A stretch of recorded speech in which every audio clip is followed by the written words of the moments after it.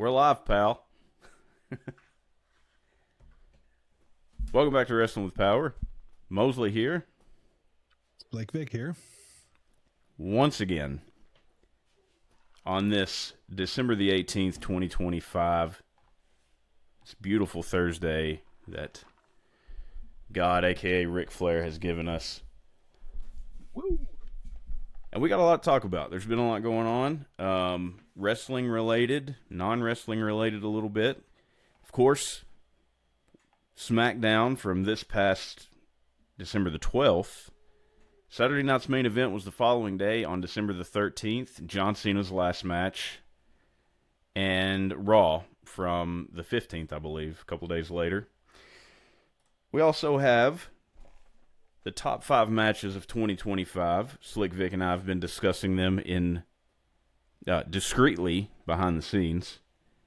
And during our, Saturday night's main event, we have the Gigawatts coming back. We have Slick Vic's picks from last week. So we got a lot to talk about. How are you doing today, Slick Vic? Oh, I'm just a box of fluffy ducks. I don't know if I used that term before in a previous episode, but I'm doing well. It's a lovely Thursday evening here. It's a little warmer than last Thursday, but for sure, yeah. I'm happy to be here on what will probably be the final episode of Wrestling with Power on 2025.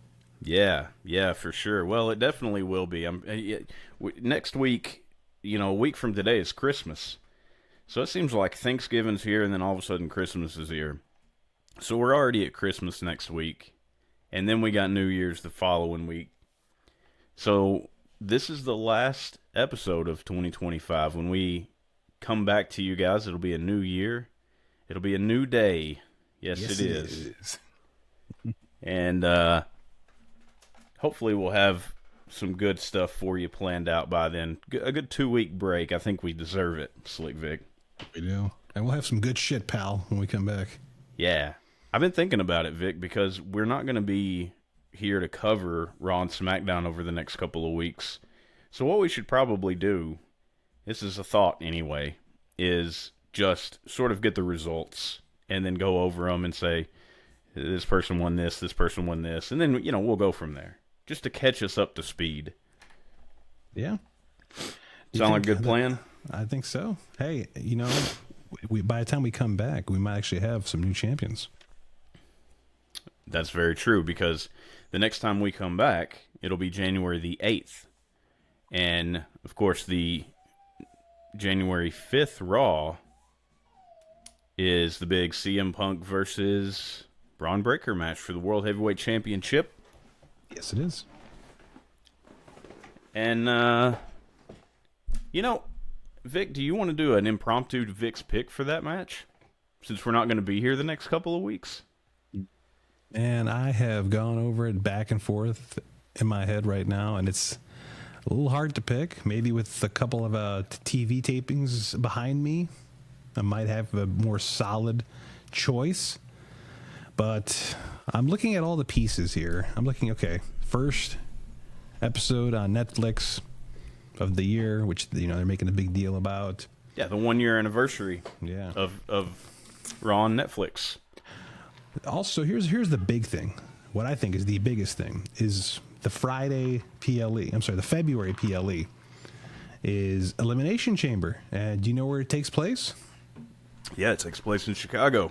Yeah, you got to have CM Punk on the card. Does he defend the title that night, or is he in the Elimination Chamber match himself? That's a good point. I'm not sure if the fans there would particularly care either way, as long as they get to see him. But personally, for me, I would like to see him come into Chicago holding the belt. Not as the guy who just got his ass kicked trying to fight his way back up. It'd be cool to see him in the Elimination Chamber. I'm sure he would go all out. But, I think Braun Breaker in the Elimination Chamber, having lost the match, and then getting into the Elimination Chamber, Braun Breaker probably winning it, and then going on to, get his shot at Mania for the title. So, that seems like the more proper path for me, anyway. I'm gonna give an off the record Slick Vic's pick. This is not gonna count towards my overall. Oh, come on. Come on. This is not a PLE, brother. That don't work for me, brother. All right. You got me, brother. But I'm gonna go ahead and say Braun Breaker wins the title on that night. Wow. Okay. Yeah, but this doesn't count, right? This doesn't count. Doesn't count. You know, even if it happens, great. But I'm picking Braun Breaker because I'm predicting CM Punk is in the Elimination Chamber match, wins the Chamber match, and goes on to face Cody Rhodes at WrestleMania. It's going to main event one of those nights. You think Punk would switch and want to face Cody? I'm not saying he's going to turn heel. I'm just saying he's going to... No. But Cody, that's the other title. Why would he go after the other title? Well, any particular reason? I'm just thinking that's a match that hasn't been done yet. That's a match that's WrestleMania worthy. Okay, yeah. I don't know who wins the Rumble, but let's see who's the other champion right now. We have Cody Rhodes and CM Punk. And CM Punk, yeah, CM Punk loses it. He loses it to Braun Breaker. Whoever wins the Rumble then would have to challenge Braun Breaker. Which would be Roman Reigns? That's a possibility. I don't know if that would go over well with the crowd. Well, it's in Saudi Arabia. I don't think they care as much. No, it's not. Not this year. This coming year is in Las Vegas. No, I'm talking about the Royal Rumble match. Oh, the actual Rumble. Okay, yeah. Well, they don't give a fuck what they do over there. They pay money and cheer for anything. So, yeah, maybe Roman Reigns can win the Rumble. It's interesting. He did make the comment about one of those championships looking better on him a few weeks ago. Yeah. So we'll see. I think the next time we Wrestling with Power airs, you and I are going to be in a very different wrestling landscape where we're going to have different scenarios and thoughts and threads and patterns. It's going to be like in Resident Evil Nemesis when you have to pick one of those decisions, those quick time events, so to speak. Yeah. That's kind of where we're at right now. It could change the course of history. You would know a lot about that, wouldn't you, with your gigawatts? Absolutely. Absolutely. I've tweaked the gigawatt scale, as I mentioned in a previous episode. Now there's a possible 10 gigawatts. So, big things are happening over here. This is episode 21, so when we come back, it'll be episode 22. Like I said, I've got some thoughts on things that we can do to improve here in a variety of ways, and we'll be going over those over the next couple of weeks. And it may not be just a new landscape. It may be we may blow this thing off the doors, brother. When we come back, we may have some things in the pipeline that even Slick Vic don't know about, even the Crystal Ball don't know about. Well, since you mentioned it, man, I guess we Wrestling with Power is now old enough to have its own libations. It is. Yeah. I'm having some for it over here. I got some Elvis whiskey. Cheers to 21. There we go. 21. Cheers. Well, I just took a drink. I'm gonna be toast before we get through the SmackDown review. What's that cup you're rocking there? It looks like Mickey Mouse. Mm-hmm. All right. It's quite different than what I'm rocking over here with Michael. Yeah. Yep. Mickey Mouse is pretty hardcore. I don't know if you were aware of that. Yeah. I mean, he slayed his way to get to Minnie. Yeah. You talking about the horror movie that he was in? No, I'm just referencing his main squeeze. Oh yeah. By any means necessary. No, he was in a horror movie because after they dropped the rights to like his original design, people went crazy. So he's in some kind of like really cheap horror movie. Yeah. I've yet to watch. I know exactly what you're talking about because like they lost they didn't lose it, but the copyright expired. Yeah. So now anyone can make a Mickey Mouse movie. Yeah. Yeah. In about 10 years, the same thing is going to happen with, or about 15 years, the same thing is going to happen with the Superman. Really? Yeah. So can't they just renew the copyright? There's like a rule in place where it's like 100 years after it's been like created or something, or it has to do with when it was created and when the creator died. There's like an X amount of time where they nobody can do anything. But once that time expires, anyone can do it. I don't remember the whole. I'm not a lawyer here. I got to call up Clarence Mason or somebody to do that. So I don't know if you know who Clarence Mason is or. No. He was Camp Cornette's lawyer back in the mid '90s. Oh, okay. Camp Cornette with Owen, Davey, and Vader, and then they had Clarence Mason. God, well, run on any of the wrestling lawyers. That's interesting, man, because I thought that they could just re-up their copyright. Like, whoever owns it now, so like you said, Superman, why can't DC just go in and be like, all right, we're going to re-copyright this, or we're going to trademark this, or whatever, and keep it from happening? Best they can do is is hope that they can change the laws themselves. Yeah, in January 1st, 2034, Superman becomes public domain. Wow. Okay. Yeah, that means anybody can make the boy in blue. And a year after that, Batman becomes public domain. 2035, Batman becomes 10 years from now. Batman is public domain. Wow. Fucking A. 10 years from now, anyone can make a Batman movie. That's awesome. And they will too. They will. Yeah. Better believe. Tubi will be flooded with Batman and Superman trash. I hope that includes the rest of the Bat family. You know, I'm all for more movies with, Selena Kyle or Dick Grayson. Yeah.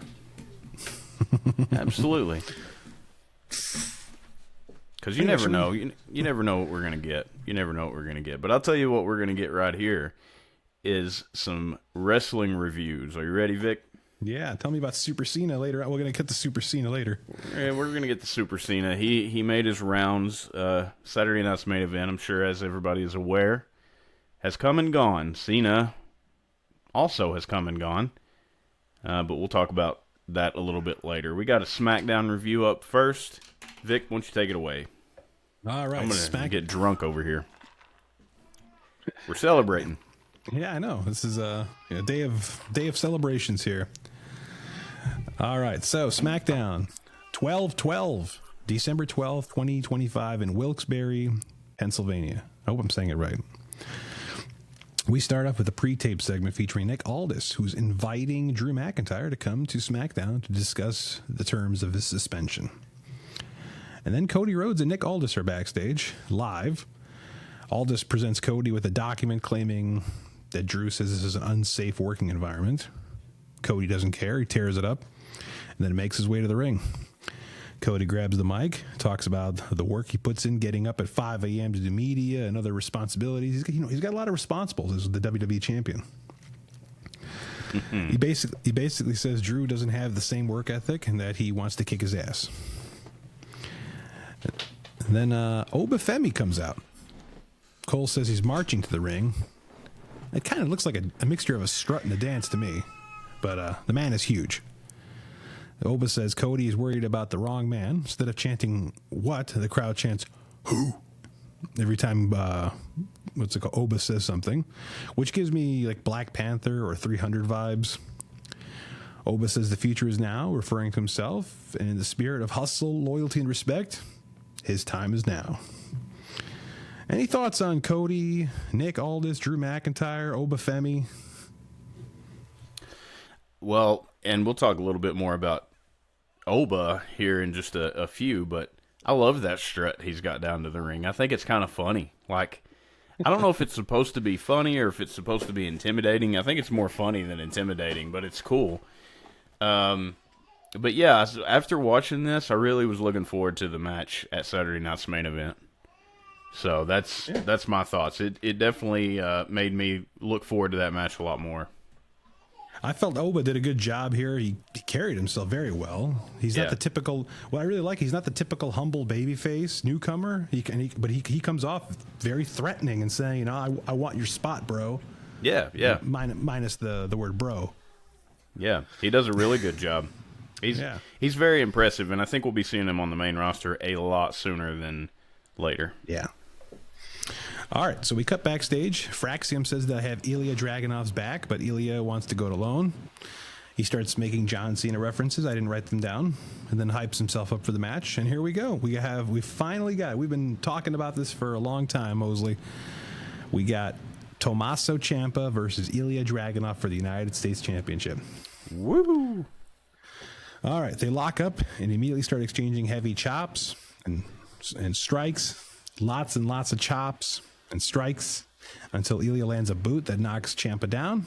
Ciampa gets back to his feet and targets Ilya's bad knee as the fight spills to the outside. Ilya looks to shoulder tackle Ciampa into the ropes, but Ciampa nopes out of the way, and Ilya crashes into them. I don't know if you caught that whole thing. He basically did the Samoa Joe nope, where he just like walked out of the way. Yeah. That's good stuff. Anyways, we go to break and we come back, and Ilya is attempting the Constantine special, but his knee gives out.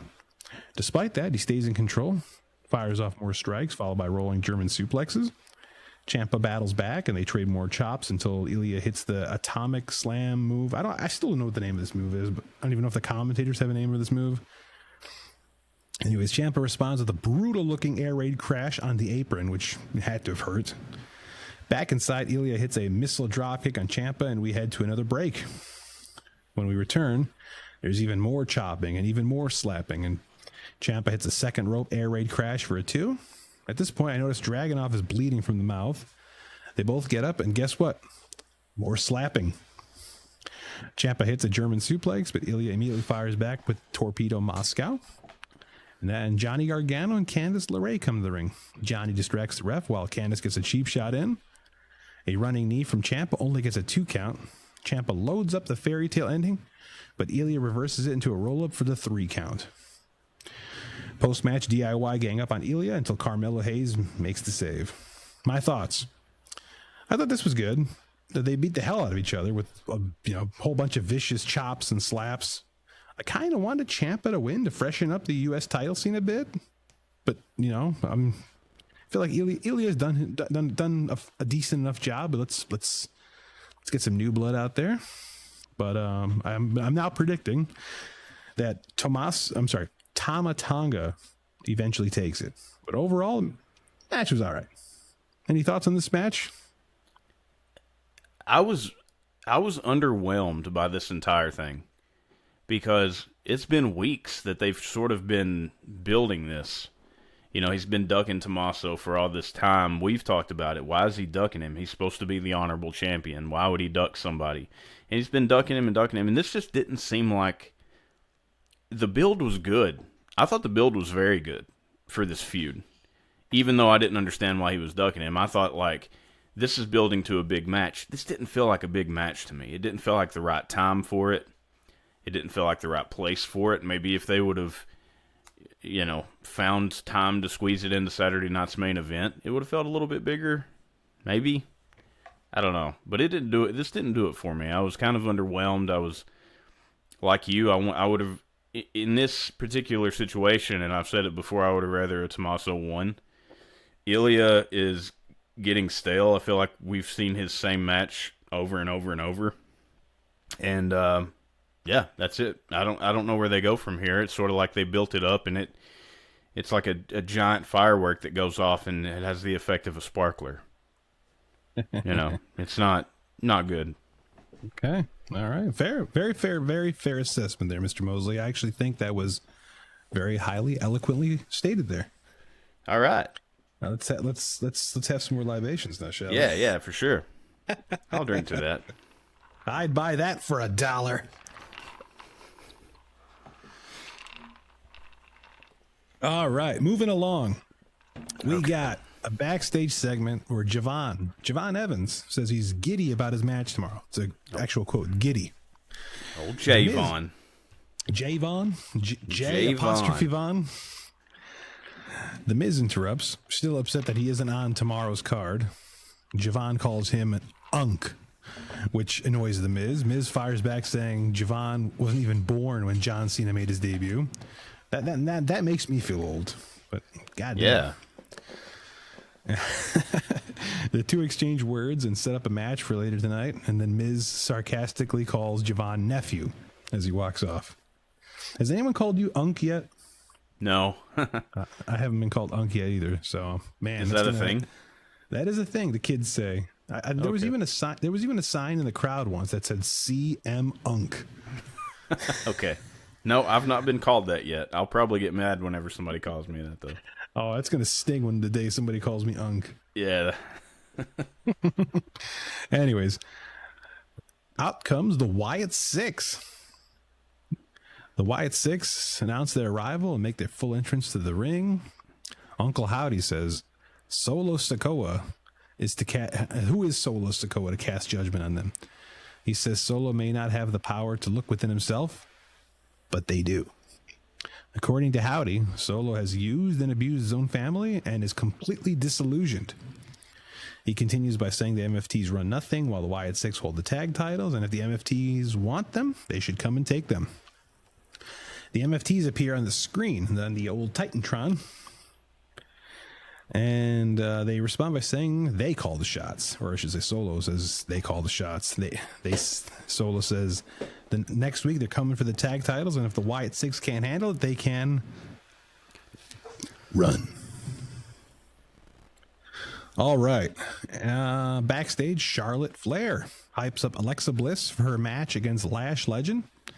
And in walks in Rhea Ripley, who says the next tag team champions are her and Io, which Alexa disagrees with. So we got some tension building there. Well, before I get to the match, any thoughts on Javon, The Miz, the Wyatt Six, the MFTs, Charlotte, Alexa, Lash? You know, all of it was sort of, other than the Wyatts and the MFTs, was just sort of blow-by stuff. But the Wyatt and the MFT thing, correct me if I'm wrong here, Vic, but didn't this seem like a very weak response to that scathing promo that Solo had, talking about Bray, he made it personal, and then Uncle Howdy comes out and is just playing his character. Man, he really, this is going to sound awful, but like, he really needed to channel Bray more. Because I think Bray would have gave Solo a receipt for that last promo, because Solo cut an amazing promo last week. Yeah, but Uncle Howdy did not quite deliver, did not quite have hit the same mark that, say, a Bray Wyatt would have. Nah, it was taken up to a different kind of level with that Solo Sikoa promo, and then here it was just like, okay, that didn't, that wasn't a good comeback for me. I unfortunately have to agree, man, because I'm pulling for the Wyatt Six, man. I'm really pulling for them. I am too. I like the Wyatts, and again, the thing about like the championships, we own the tag team championships. You do, but you also don't defend them ever. Like I forgot who the tag team champions on SmackDown was the other day when I was trying to think about it. Like they've been killing it over on Raw. You know, didn't Jack Tunney or Commissioner Gorilla Monsoon or even Mick Foley say there has to be like a 30-day rule where you have to defend the title? Yeah, I can't remember. I think it's been way more than 30 days since the Wyatt Six defended the title. It has to have been. Since the Street Profits, episode 4 of Wrestling with Power? It probably, yeah. It's been a long time. We're gonna have to go back in the histories and look that up. I don't know, but it's been way too long. And man, it just kills me because I want to see those titles combined. We talked about it last week with our Cooking the Books. It was one of my propositions, and they're just it sucks, man. I like I said, I think they're doing so good with it on Raw right now. I do not look forward to whoever beats AJ and Dragon Lee because I think it's going to take a nosedive after that point. All right, so we have Alexa Bliss versus Lash Legend. So Bliss is able to send Lash outside the ring, but when Alexa attempts to cannonball, she gets caught and dropped into the barricade. Back in, Legend shows off her strength by lifting up Alexa with an arm hold. Alexa's able to fight briefly, but then Nia gets involved. Charlotte intervenes. Lash hits the lash extension on Alexa Bliss for the win. All right, so simple. It was short and sweet, or short and to the point, I should say, as I felt it should be. Lash is new and looks huge, but probably not ready for lengthy matches. This is probably the right way to book her right now. And other than that, just not much else to say about this, in my opinion. Any musings, remarks? I mean, I thought it was weird that she went over in this one.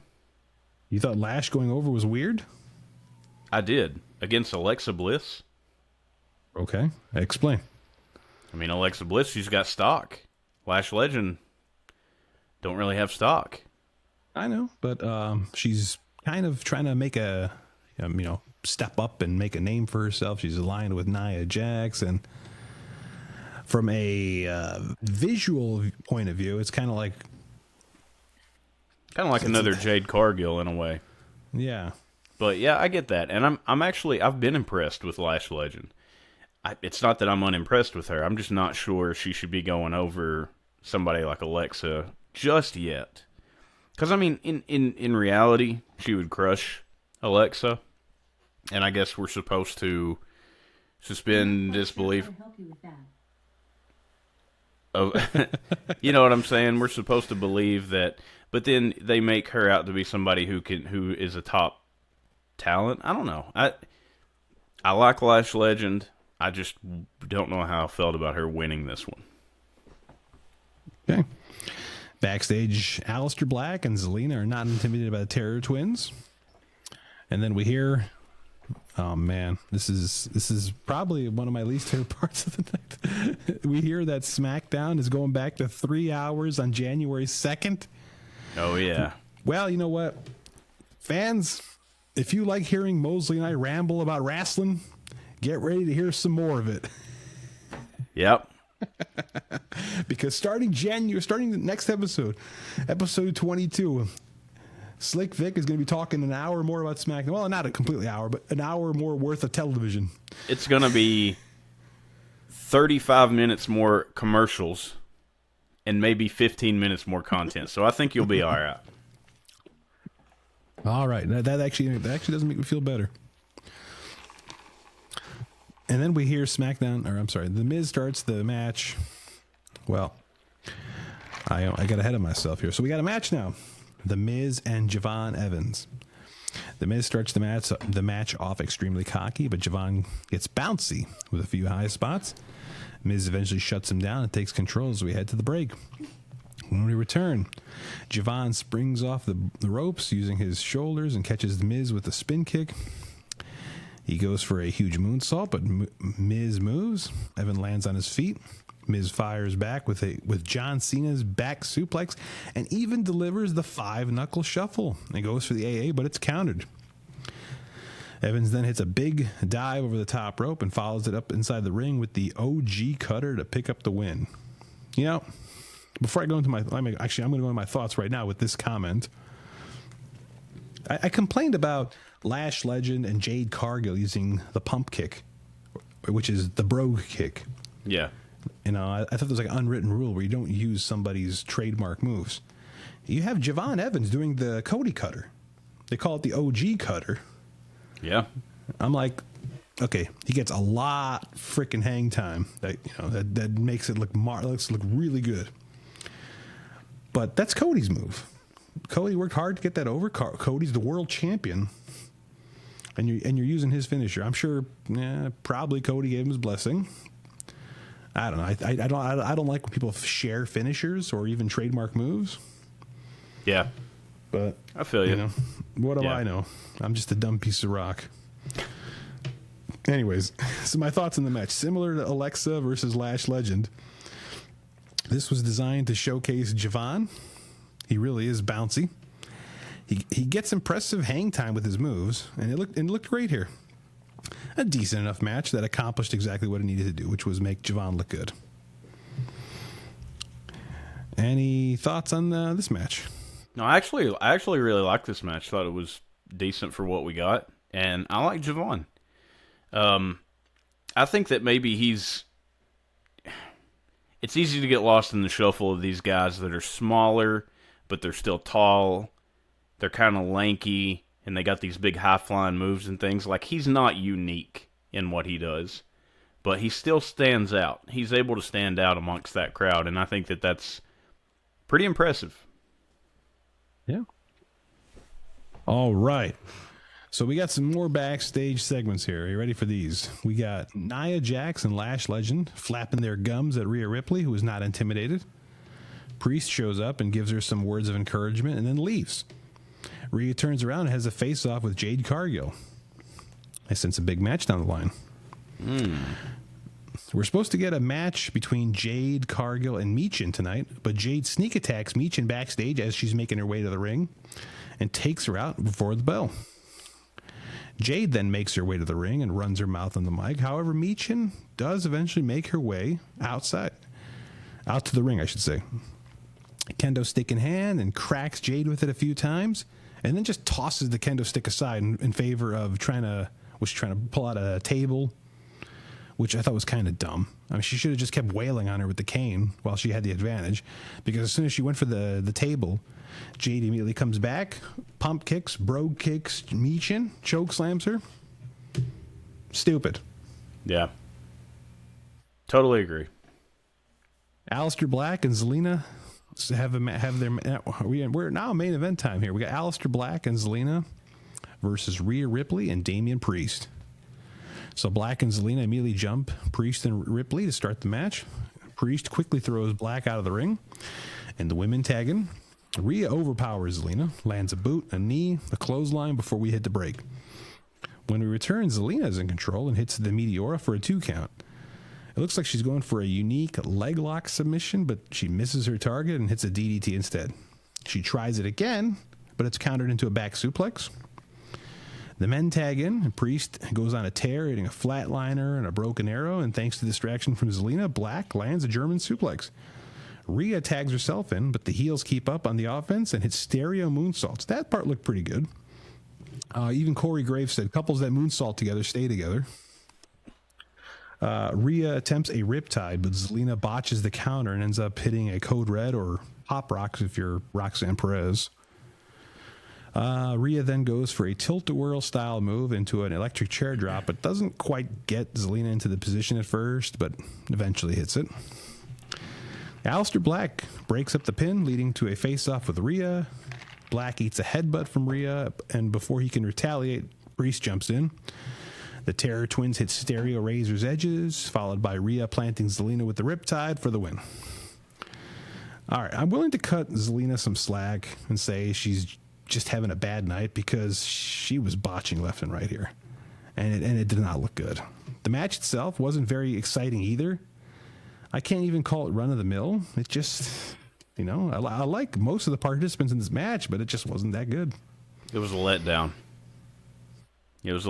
Considering that Rhea was, over on SmackDown, back teaming with Priest. I expected more out of this. And I think the bar was set when AJ Lee came back and teamed with Punk. And this is sort of a similar situation where AJ Lee hadn't been in the ring in a decade, comes back and kills it. And, Zelina, I don't think she'd had a match in a while, as far as I know, but, she hasn't been away from it for that long. So not as long as AJ Lee. That's what I'm saying. I don't know what the excuse was here, but yeah. So just underwhelming. Unfortunately, I have to continue the trend of this week's SmackDown. It's just underwhelming. Didn't pop me. All right. Well, that thus concludes SmackDown 12/12/25 from Wilkes-Barre.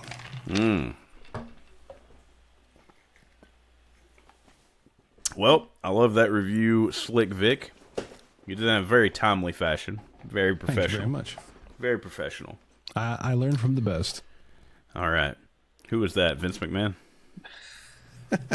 No, my tag team partner on stream, of course. Oh, okay. Yeah, okay. Well, I'm glad I'm helping somebody in this world. That was SmackDown. And the very next night is Saturday night's main event, the big event, the one everybody's waiting on. It's only 4 matches long, but I feel like we have quite a bit to talk about here, Slick Vic. Are we going to jump straight into this? Do you want to take a break before we do? I'm ready to jump in unless you want to take a break for the cause. I'm ready to jump in. I think you have the first couple of matches. Yes, I do. And then I'll be doing the last two.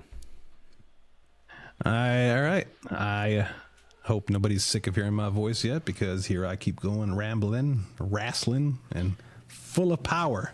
Yeah, you do that. It's like you do the entire first half of the show, and then I'm doing the entire second half of the show. Yep. All right. Yeah. All right. So Saturday night's main event, coming to you from Washington, D.C., our nation's capital, on December 13th, 2025. Headlined by John Cena's final match. Anyways, we'll get there. Mosley will cover that part. But first, we got Cody Rhodes versus Oba Femi. We got the NXT World Champion versus the WWE Champion. So the match starts off. We got loud Oba chants to start the match, which is very similar to the Goldberg chant. But that's followed by Cody Rhodes. The crowd is really hot here. So they lock up. The crowd Cody attempts his drop down punch where he falls on his back first. But Oba snatches him by the throat, lifts him up and into a backbreaker. Michael Cole calls it the Irish curse, though I'm not sure if it still counts if Oba hits it. I don't think Oba is Irish, but I don't want to assume anything. Cody tries to fight back, but gets sent flying. He hits a power slam, but he attempts the power slam, but it gets blocked. And Oba responds with a huge body slam. Oba sends Cody off into an Irish whip and follows with a one-arm backbreaker. Cody slips out of a back suplex, and when Oba charges, he goes shoulder first into the post. Cody goes for the power slam again, and this time hits it, followed by a Cody cutter for a 2 count. He goes for another cutter, gets caught, but managed to send Oba out of the ring. Cody attempts a dive, but Oba cuts him off with a huge shot to the face. Cody eventually lands the dive on the outside, but back in the ring, Oba hits a massive spinebuster for a 2. Cody finally connects with the drop-down punch, but then gets clotheslined out of the ring. Oba charges and blasts Cody with a huge European uppercut onto the announcer's table, busting Cody open. So he's lacerated. He's wearing the crimson mask now. Well, not really. He's just kind of got a busted lip, I guess. Back in the ring, Oba hits a chokeslam for a 2 count. Cody rallies and hits an avalanche cutter for 2. And then Drew McIntyre runs in and attacks Cody, causing the disqualification. Post-match, Oba and Drew have a face-off. Oba shoves Drew to the ground, but when Drew gets up, he eats a Cody cutter from Cody Rhodes and a chokeslam from Oba. All right, my thoughts. This was a great showcase for Oba Femi. He looked like a beast, and his big moves came across as powerful and really impactful. Oh, I knew he wasn't going to win this match, but he still looked pretty impressive against the WWE champion. And the DQ finish protected him, so I can't complain. I'm not going to complain about that too much. And he'll be a force on the main roster eventually. Overall, I thought this was a really good match. Your thoughts, Senor Mosley? All right. So the match had its moments.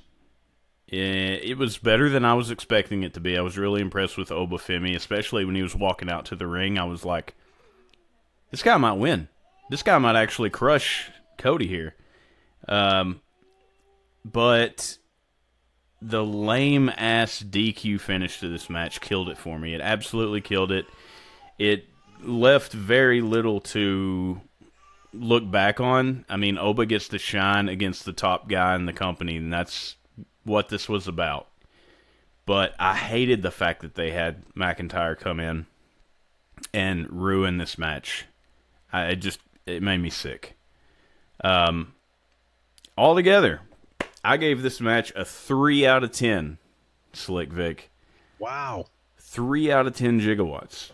It had a little bit of a build, right? I mean, it did have the build where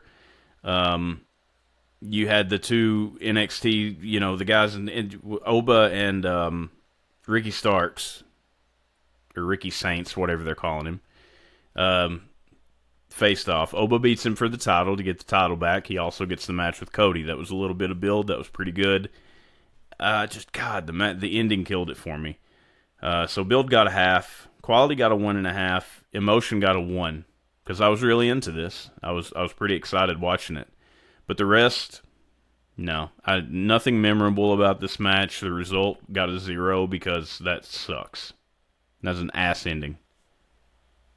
Would you have preferred like Cody won by like a roll up or something, or would you have preferred he won by a Cody cutter and just 1, 2, 3? No, well, first of all, I don't think that Oba was going to go over in this one. If he had, I think I would have gave it some points in result, just because maybe it wouldn't have got 2. It might have got a 1 in result, but that would have been a big shocker. It would have also been a memorable moment. So it would have got more points if he won. But obviously that's not going to happen. I think that the best thing that could have happened here, maybe a double count out. Maybe, maybe the ref just throws it out because I don't know. It's just something else. That was just a terrible way to end this match. But no, I don't think Oba should have won. If Cody had won, that's fine. He's the WWE champion, whatever. It doesn't matter how he does it, whether it's a roll-up, crossroads, whatever. But it would have been cool if they would have, maybe if they just went outside the ring and they kept fighting and they counted them out. Okay. That would have been fine. So, according to last week's Slick Vic's picks, I believe I deserve a point. You deserve a point. You deserve a round of applause, Slick Vic.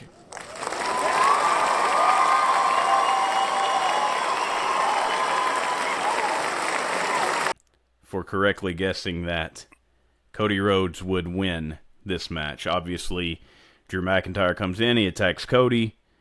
I feel like they have been dropping the ball a little bit with these DQ finishes because they don't even half the time announce the winner. And sometimes you don't even know if there was a defined winner. But he comes in and attacks Cody because of the DQ. Cody wins by DQ. So, good job. All right. Moving on. Next match, we've got Bayley versus Sol Ruca. So they lock up and start off with some chain wrestling, with Sol cartwheeling out of an arm drag.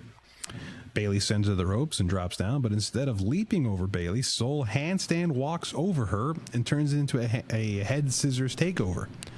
Bayley goes for a hip toss, which gets reversed into an X Factor. On the outside, Sol attempts a moonsault from the second rope to the floor, but lands on her feet, only to get clotheslined. Back in the ring, the counters continue. Bayley gets sent outside. Sol hits a very smooth cartwheel moonsault over the top onto Bayley. And then we go back inside. Bayley finally takes control after Sol misses a frog splash. Bayley applies a chin lock, and as they move to the corner, Sol hits a cartwheel along the top rope into a DDT. Again, very impressive. Bayley counters another springboard attack into the Bayley to belly for a 2 count. She then puts Sol in the Tree of Woe and follows it with a springboard elbow drop. Man, you remember doing the Tree of Woe back in No Mercy? Yeah, I hated that. Well, you hated the move, or you hated the move in this match, or you just hated getting put in the Tree of Woe? No, I hated you're talking about in match. When I hear Tree of Woe, I think of create a wrestler in No Mercy. Because you have the strikes, the taunts, the grapple moves, but then you have 5 other things that you have to do to flesh out the character, and one of them's the Tree of Woe. What kind of attack do you want your character to do in the Tree of Woe? And I'm like, fuck, I don't care. So yeah. Oh man, I'm so glad I can lean on you for No Mercy references. It's great. I love that game. All right, so Bayley goes for the Rose Plant, but again, Sol flips out and attempts the Soul Snatcher only to get cut off. Bayley finally hits the Rose Plant, but Sol gets her foot on the ropes. Bayley goes for the Macho Man elbow drop, which gets an ooh yeah from, I think it was Cole. But Sol gets the what's it called? The knees up. Sol rolls Bayley up for a 2 count, and on the kick out, the momentum sends Sol into the corner where she hits the Soul Snatcher, one of the best finishers in the company right now. Beautiful. And Bayley rolls Soul up for a 2 count, but Soul reverses it into one of her own and gets the 3 count to end the match. All right, so my thoughts. Like the previous match, this was a great platform for Soul Ruka. She got to display her impressive athleticism and hit some moves I don't think I've ever seen before. I said it earlier, but the Soul Snatcher is a thing of beauty. Like Oba, she'll be on the main roster eventually and make an impact. If I have one complaint, it's that roll-up reversal ending. I think Soul should have hit her finisher and just gotten the 1, 2, 3. Simple as that. No, none of the silliness where there was a roll-up. But overall, again, a really good match, in my opinion. Like the previous match, I was entertained. I enjoyed it, and I think we got 2 bright stars coming to the main roster in 2026. What say you? Yeah, absolutely. Soul Ruka is she's making her way up there. I mean, she's already there. They just got to pull the trigger on it. That Soul Snatcher snatched my soul when she pulled it out, because it was like, I'm watching the match, and I'm like, whoa! Like, all of a sudden she hits it, and it was awesome. I'm with you on the roll-up ending. I didn't understand that, what the point was. What does that add? To me, it didn't add anything, other than maybe Bayley is still, even with this finisher that everybody loves that's so devastating, she still has some fight left in her, I guess, because she's supposed to be a legend. I mean, Bayley does have plenty of stock, and so that means something to get a win against Bayley for an up-and-comer. Maybe not like a main roster person versus Bayley, but definitely for an up-and-comer and NXT talent. Getting a win over Bayley means a lot here. And I gave it a 4.5 out of 10. Not to make that sound bad, necessarily. I mean, there was little build. Half for build. Quality for me got a 1. Emotion 1. Not really any memorable moments. I mean, that Soul Snatcher was awesome, but that's her finisher. That's what she does, and that's not anything that we're not going to see again or haven't seen before, and the result got a 2. So, I mean, the right gal won here. 4.5 out of 10. Thought it was good. This was one of the matches of this night that I think really just all around went the right way and did what it should. There were just a few hiccups here and there that held it back a little bit in quality, I think. But other than that, solid. Very good, very good. All right, Mosley. I now turn the floor to you. Oh wait, before we do that, remind me who I picked to win this match. I believe you picked Soul Ruka to win this match. This soul. Your soul is hers. And with that, we move on to the third match. This is going to be a tag team match. AJ Styles and Dragon Lee, the World Tag Team Champions over on Raw, versus Javon Evans and Leon Slater. This is a non-title match, by the way. And for those of you out there who don't know who Leon Slater is, which apparently nobody in the crowd knew who Leon Slater was, he came out to absolute crickets. He is the TNA X Division champion. So there you go. I felt bad for the guy. He comes out, it's completely silent in the arena. He's all hopped up. He's got all of this excitement going into this, and it just felt like they were dead. They did not know who this guy was. All right, so we go in the match, and as soon as the bell rings, the challengers immediately go for AJ and Dragon Lee. Leon Slater hits a crazy flipping splash to the outside on Dragon Lee, and AJ is down from the early on attack, and he's going to be down for a little while. So back in the ring, Dragon Lee's taking all the punishment from both challengers. They're tagging in and out, tandem offense. Dragon avoids a few attacks, and AJ comes back to life. Dragon makes the tag to AJ, Leon makes the tag to Javon, and then AJ is in control. Both challengers getting involved to no avail. AJ and Evans fight on the outside for a bit. Dragon Lee hits the Dragon Rana to Leon and throws him to AJ off of the apron, who catches him in a Styles Clash position, as we saw. I believe it was the week prior where they actually hit that, and it was beautiful. But this time, not so lucky. Javon Evans saves him from that follow-up Styles Clash. Back in the ring, Evans hits the OG Cutter, tags in Leon Slater, who hits a Swanton 450. and he looks like he killed AJ with his knees when he landed. But he only gets a 2 count. At this point, I noted that I've lost who is legal now, because it's just so fast-paced. There's so much going on. There's so many people running in and out. I have no idea what's going on. But Dragon Lee hits a flying, flipping thingy to Javon on the outside, and AJ and Leon Slater go back and forth in the ring. AJ slips on the top rope as he goes for a phenomenal forearm. I noted botch with a question mark. I don't know if that was a botch or if he meant to do that, and because they recovered it really well.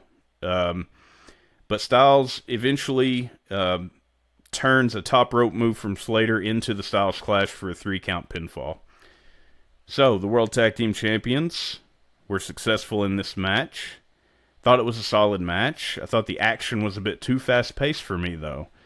When I lose who is legal, I feel like they're doing a disservice to what makes a great tag team match. I feel like there's so many people running in and out. You know, you've got, like, it's cool to see somebody, especially if it's the baby faces, and I don't know if you could consider baby faces and heels in this match. I think everybody was a baby face, but, you know, obviously I think that AJ and Dragon were positioned as the baby faces in this one because the challengers, Javon and Leon, they get the early attack, and they're doing sort of kind of like heel maneuvers. And then when AJ finally gets back up and gets tagged in, he ends up beating both of them up. But they're running in and out. They're shitting all over the referee here because the referee isn't trying to contain this thing or bring any order about. And it's like, you know, putting a VHS tape on fast forward. I lost it. So, as far as the Gigawatts, I gave it a 4 out of 10. Gave it a 1.5 for quality, half for emotion. Memorable moments got a half, and result got a 1.5. 4 out of 10. Slick Vic, what are your thoughts? That is a great analogy. The whole on VHS tape on fast forward. Fantastic. Wordsmith. Yeah. Mr. Mosley. Anyways, I thought the match was good while it lasted. I was surprised how short it was. Like, it was barely over 5 minutes long. And I know it's Javon's catchphrase, but both boys are very bouncy. Evan hits a crazy high Cody cutter, the OG cutter as they call it. And that Swanton 450 from Slater is insane. It's wild. He gets such amazing hang time.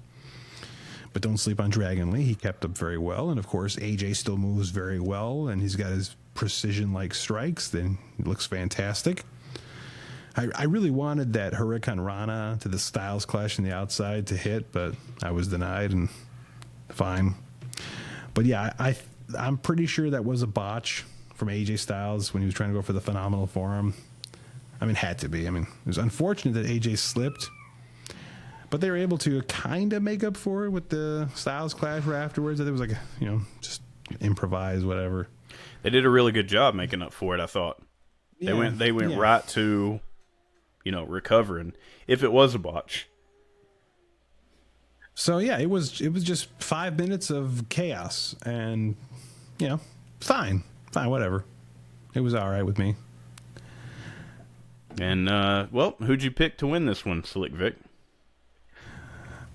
I believe I picked the WWE guys to win this match. Well, aren't they all WWE guys technically? Well, actually, you're right. One of them's an NXT guy, and the other guy's a TNA guy. One of them is a borrowed WWE guy, I guess, if you will. But yes, you did pick the World Tag Team Champions, AJ Styles and Dragon Lee.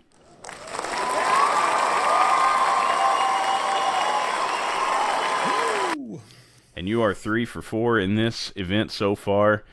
Going forward off of this tag team match, we get an in-ring segment. Now, this is coming off of a Stephanie McMahon and Joe Testore. They're up in the balcony somewhere. They're doing like the little interviews throughout the whole show, and they're in the middle of doing an interview, and all of a sudden they're interrupted by The Miz, who's in the ring.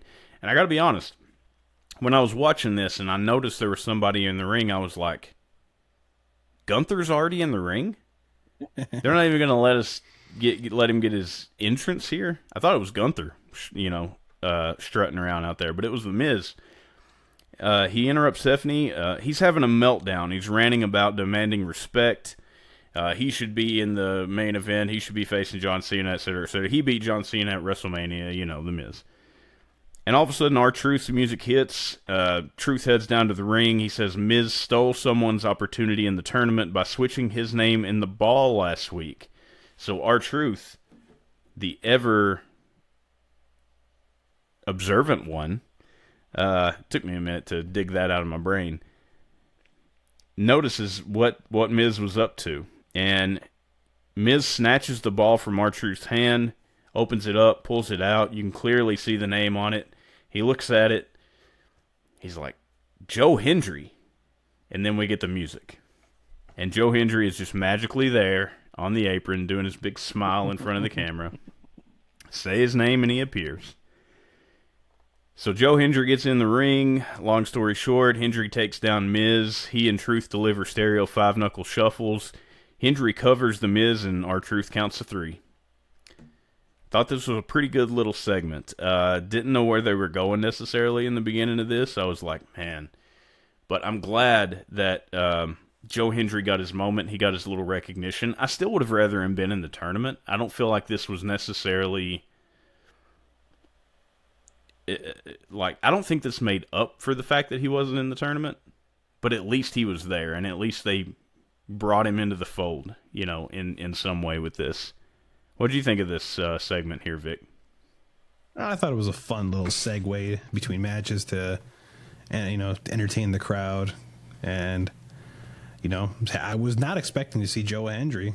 And sure enough, there he is. And I was a little annoyed with the Miz still being out here, but this turned out to be a very entertaining segment. Yeah.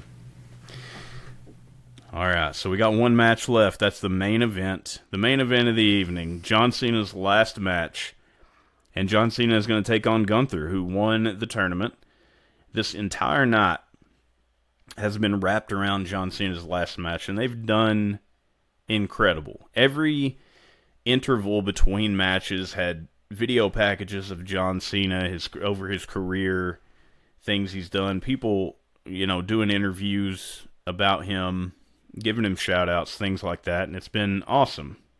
But now we're here at the main event, at the last match. And everybody is absolutely crazy for this. When Gunther comes out, he gets booed to hell. When Cena comes out, he gets cheered so loud that you think the roof's going to blow off the place. But the match starts. The two lock up, but break quickly. Gunther goes to the apron. He's complaining to the ref about the crowd. Back in the ring, Gunther takes control as the crowd chants, "Fuck you, Gunther." Gunther lights Cena up with chops. Cena sells with the pace slowed to a crawl. Gunther hits a body slam, whips Cena into the turnbuckle, and goes for another chop, but Cena blocks it and hits his patented double shoulder tackle backdrop, followed up with a 5-knuckle shuffle. He tries to follow up with an AA, but Gunther fights out of it and gets Cena in a sleeper hold. Cena escapes quickly and slaps on an STF to Gunther. Gunther crawls to the rope to break the hold and answers back with a drop kick followed by a power bomb. "Fuck you, Gunther" chants ring out across the arena once again, and the pace slows to a crawl once again, as Gunther delivers several massive clotheslines, repeatedly telling the ref to ask him. And I'm not exaggerating here. This went on for minutes. Minutes. Gunther would clothesline Cena. He would tell the ref to ask him. Cena would lay there. About a minute and a half would go by. Cena would get up. Gunther would hit him with another clothesline. And he probably hit him with like 6 or 7 clotheslines. And just over and over. This went on forever. Crowd begins chanting "Super Cena," and Cena comes to life. He avoids a clothesline and hits his shoulder tackle and 5-knuckle shuffle for a second time. This time he gets the follow-up AA, but Gunther kicks out at 2. Cena goes for another AA, but Gunther lays a chop across Cena's back and puts him in another sleeper hold. Cena fights out and puts Gunther in a sleeper hold of his own, but Gunther quickly reaches his leg to the bottom rope to break the hold. Outside the ring now, Gunther chops Cena, backdrops him on the apron, and sends him into the steel steps. Gunther then sets up the opposite steps next to the announce table, climbs them, and begins bantering to the crowd. Gunther positions Cena atop the steps for what seems like a power bomb, but Cena counters it and sends Gunther through the announce table with an AA. They get back in the ring. Cena lands a top rope leg drop to the back of Gunther's head and goes for the pin, but Gunther kicks it too. The crowd chants, "You still got it," and John works them up for another "You can't see me," going for a third 5-knuckle shuffle. But Gunther comes alive and hits a massive big boot to Cena, followed by a powerbomb. Again, he only gets a 2 count. Gunther climbs to the top rope, but Cena meets him and hits an avalanche AA that Michael Cole nostalgically calls an avalanche FU, but still only gets a 2 count on the ring general. The two men come to their feet and start trading strikes. Cena goes for another AA, but Gunther slithers out and hits Cena with another powerbomb. Gunther goes for and hits the splash from the top rope this time, but Cena kicks out again at 2. Gunther slaps Cena in a sleeper hold again. Excuse me. This time, holding it in for what seems like several minutes. And while this is going on, while Cena is stuck in this third sleeper hold of the match, he actually breaks out of it multiple times. But every single time he breaks out of it, Gunther slaps him right back into it. And I mean, there's a moment there towards the end where Cena breaks out and hits an AA on Gunther. But Gunther goes right back to the sleeper. Slaps him right back in it. This goes on for a long time. And eventually Cena, knowing he has nothing left, gives a brief smile before lightly tapping out to Gunther. And that was John Cena's last match. Almost spot for spot. Lot of notes, Vic, lot of notes. But yes, Cena gave up. In the end, he gave up with a smile on his face. And a lot of people were pissed about that. My thoughts. This was a great match. It would be hard to say otherwise, even considering the pomp and circumstance surrounding the match and the event as a whole. I feel like in this match, just watching this match, the story of never giving up was on full display. Cena lasted longer against Gunther with that much time in a sleeper, that many clotheslines, that many power bombs than anyone else ever has. And he even broke the sleeper hold several times. But in the end, Cena knew he had to give up, as he had nothing left in the tank. And he did so peacefully. He knew it was over. He knew he couldn't, there's nothing he could do. He had to tap out. Well, there was something he could have done. He could have just passed out. That might have been the better option. But, you know what? That wouldn't have been given much to Gunther. So he taps out. He puts over Gunther in the process. It ended the way it should have. As many marks out there want to get pissed about it, that's exactly how the match should have ended. Post-match, there's a ton of superstars and staff. They come ringside to cheer on Cena. CM Punk and Cody hand their belts to Cena and demand he parade around the ring and pose with them.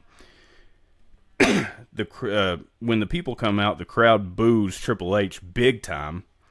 And Cena gets a fantastic video package played for him, which he watches as the camera stays on him the entire time to see his reaction. Slick Vic, as I said, I thought this was a great match. Really was. And in retrospect, I've actually watched this match twice now. I thought it was good. I thought it was really good. And I'm glad it went the way it did. I think it went exactly the way it needed to. Gigawatt scale. Drum roll, please. Oh, hold on.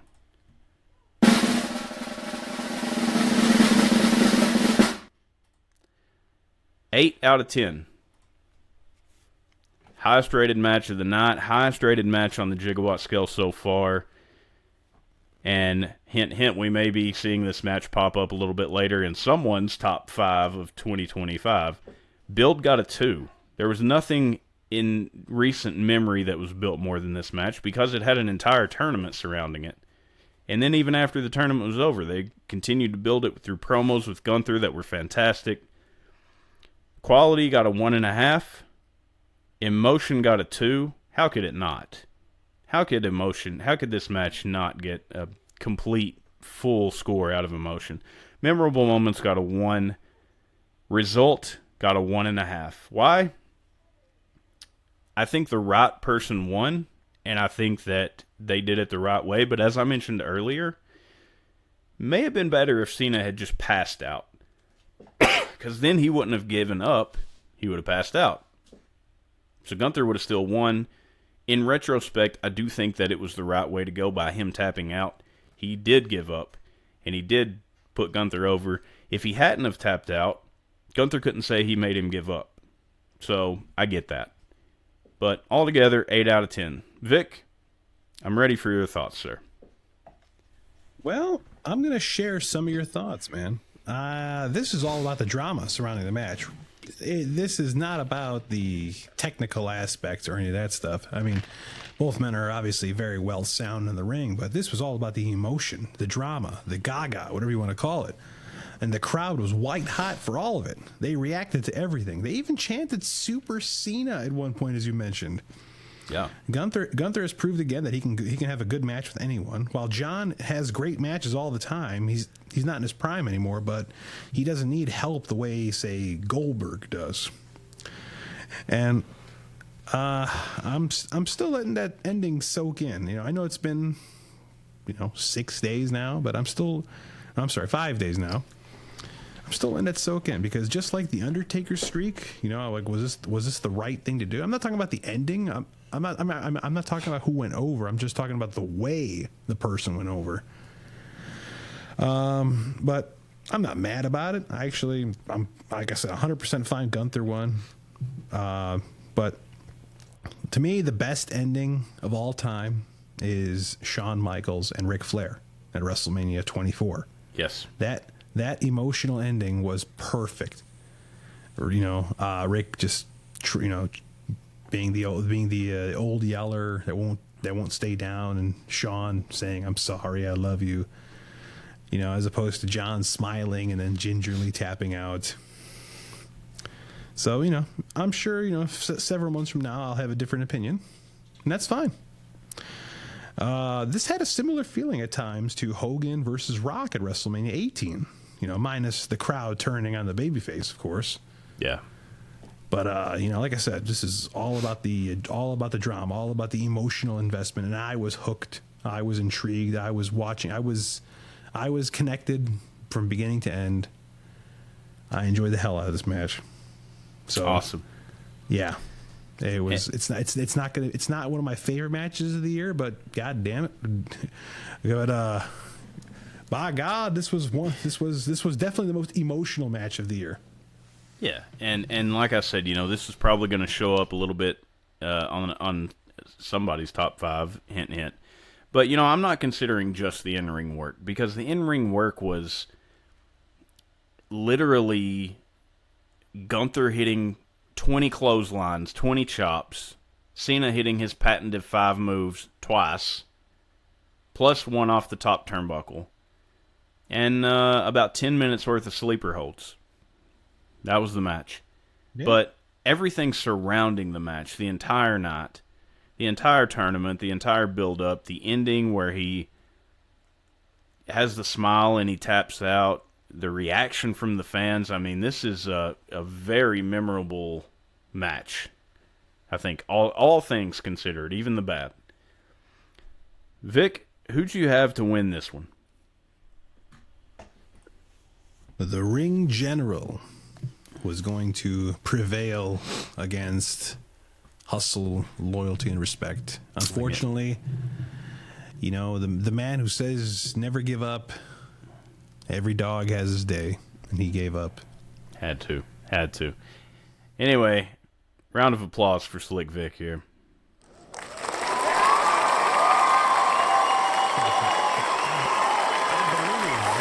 That makes me 4 for 4, which means I have a perfect score for tonight.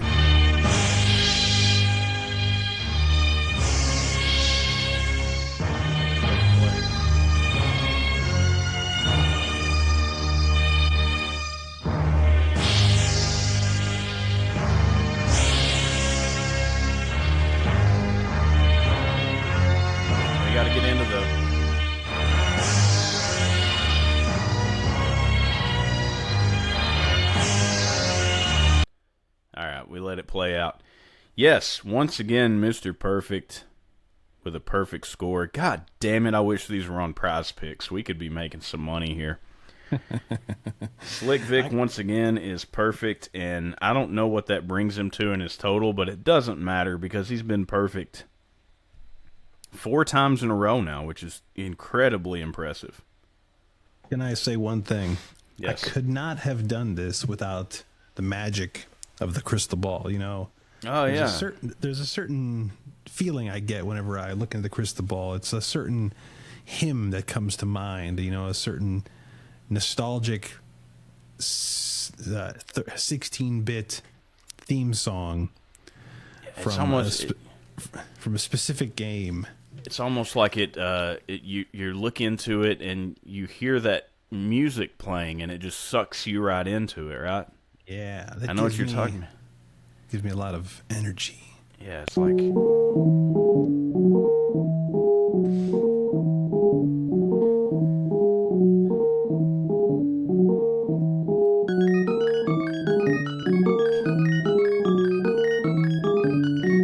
got a right rhythm to bob your head to.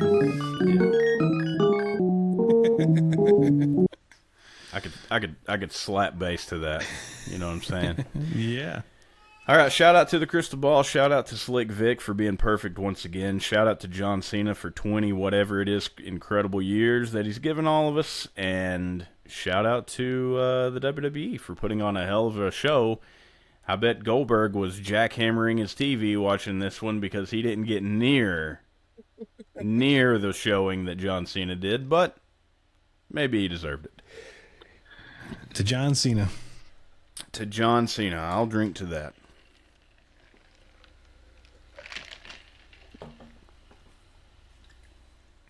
And with that, that is Saturday night's main event. Slick Vic, I do want to ask you a couple of questions here. Yes, sir. And actually, no, I before I do this, I do want to say I did put some notes at the bottom of this. I just want to read them here real quick. So, in all, as far as Saturday night's main event was concerned, and I may be repeating myself here a little bit, but the first thing I wrote, the segments with Stephanie and Joe Tess were cringe. But other than that, this was a solid, short event that did what it was set out to do, celebrate John Cena.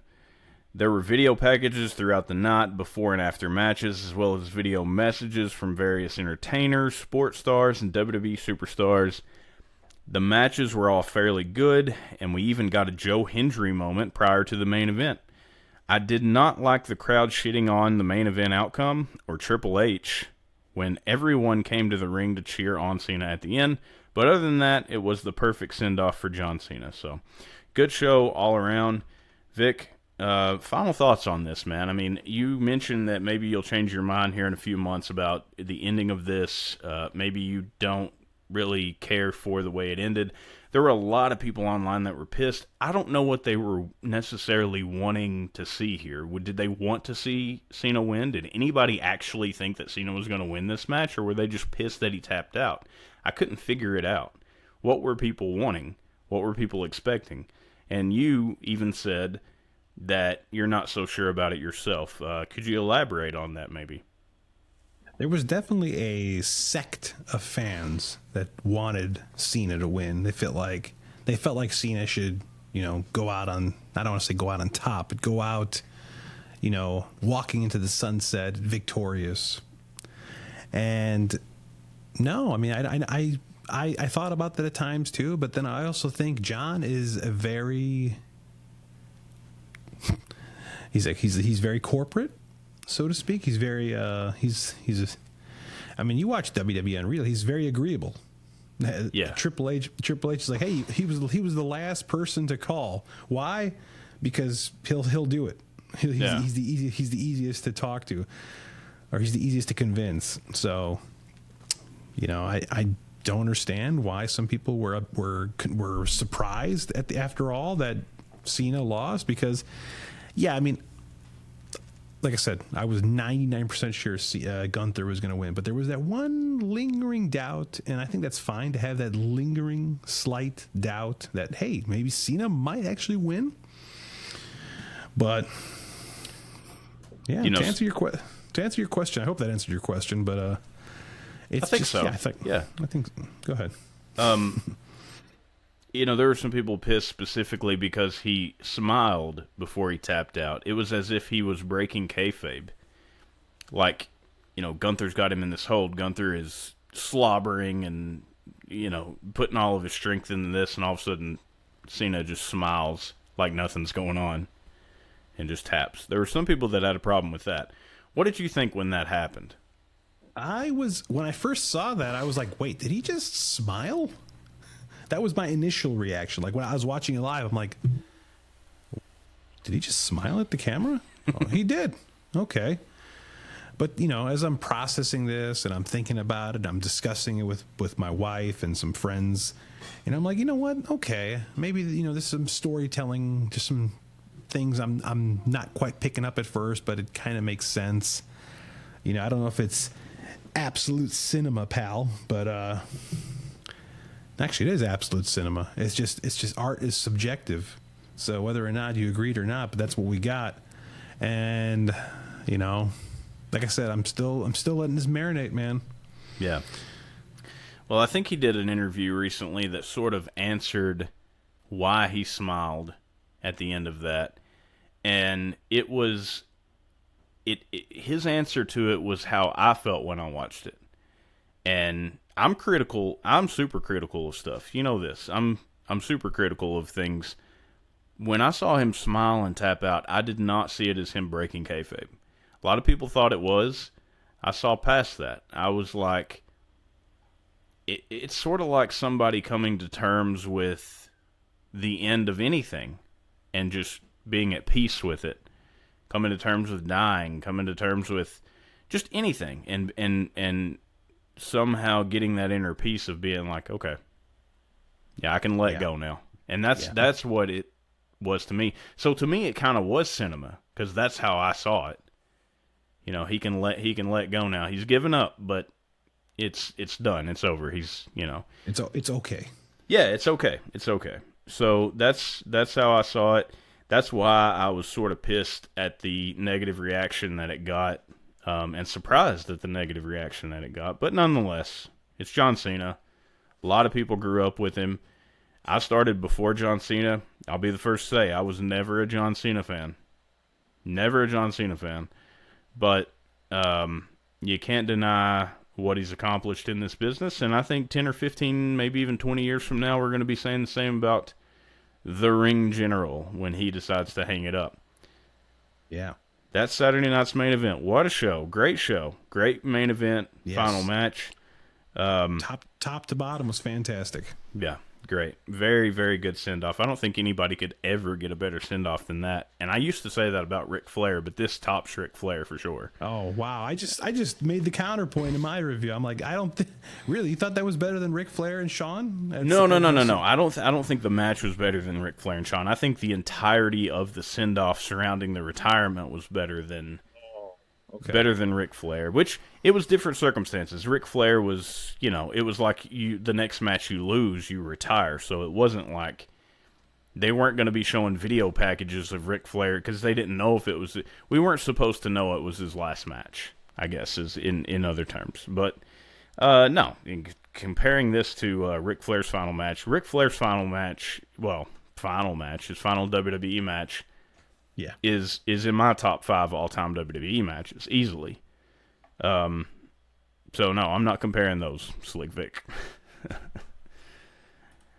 But with that's Saturday night's main event, and you heard it here. You heard it here first, ladies and gentlemen. I think we're going to take a pause for the cause. Yes, we're going to come back here in just a few moments. We still got the Raw review to go, which I'll be bringing to you as well. Top 5. Matches of 2025, and I think that's about it. Maybe some recent news. We usually start the show with recent news, but we didn't do that today.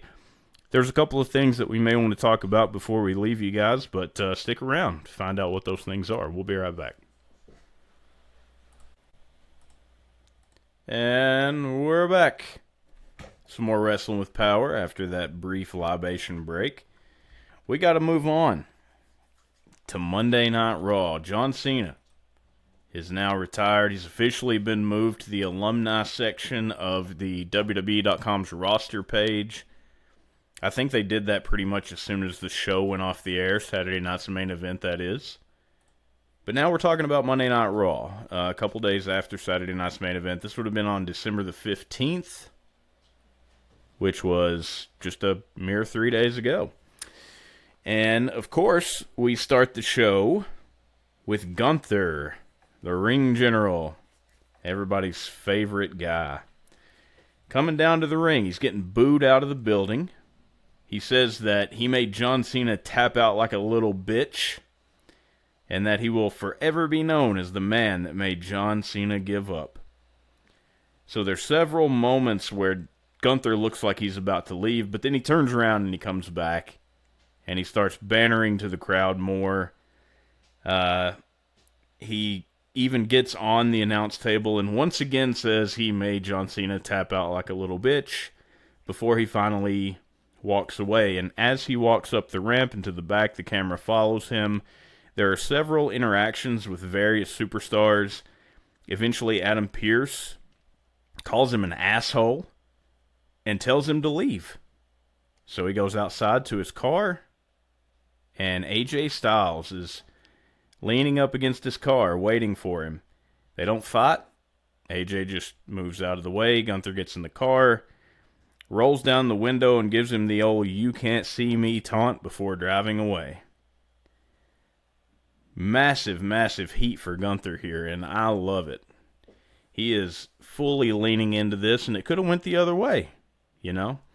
The crowd could have looked at Gunther as the next guy. They could have started cheering him. They could have, especially in this day and age when, you know, heels and baby faces aren't so cookie cutter. But no, this is some classic wrestling psychology here at play. Gunther is the ultimate heel. He's got more heat than anybody in the world right now, and he is absolutely eating it up. Slick Vic, what'd you think about this start to Monday Night Raw? Same feelings you had, man. Gunther has nuclear heat here on Raw. Nuclear. But the crowd chanting "you tapped out" is kind of ironic, though, because, you know, yeah, Gunther tapped out back in WrestleMania, but that was like, that almost seems like a millennia ago compared to, you know, 2 days ago where he made John Cena tap out. A millennia ago, and arguably, you know, Jay winning that and beating Gunther was sort of a, what do you call it? It was a, God damn it, I'm at a loss for words right now, Slick Vic. I'm a charity. That was a charity case. Come on. Okay. That's what I'm saying. This also kind of gave me briefly remind me of the time. Do you remember the night after WrestleMania 33?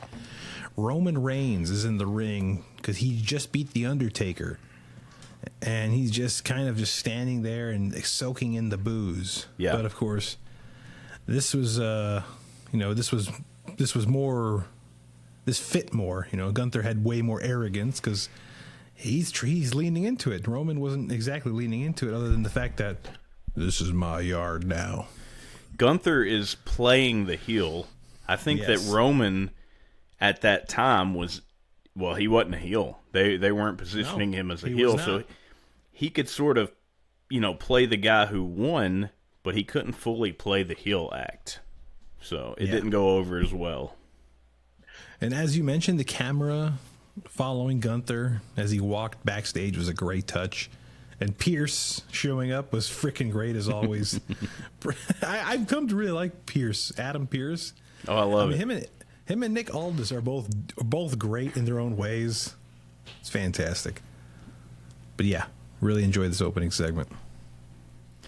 From that, we go to a match, and this is a match that I think, you know, at face value, people would be clamoring to see. At face value, on paper, it looks like a pay-per-view main event match. This is the New Day versus the Usos, who have a tremendous amount of history, and going back over the past decade and maybe even longer, these are the two tag teams that have really kind of steered the ship for the division in WWE.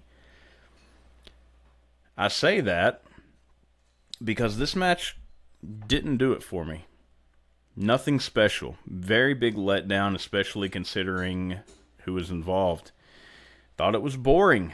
You had the Usos. They were in control for a bit. New Day was in control for a bit. Rinse and repeat. I have no other play-by-play other than that. It was just stale.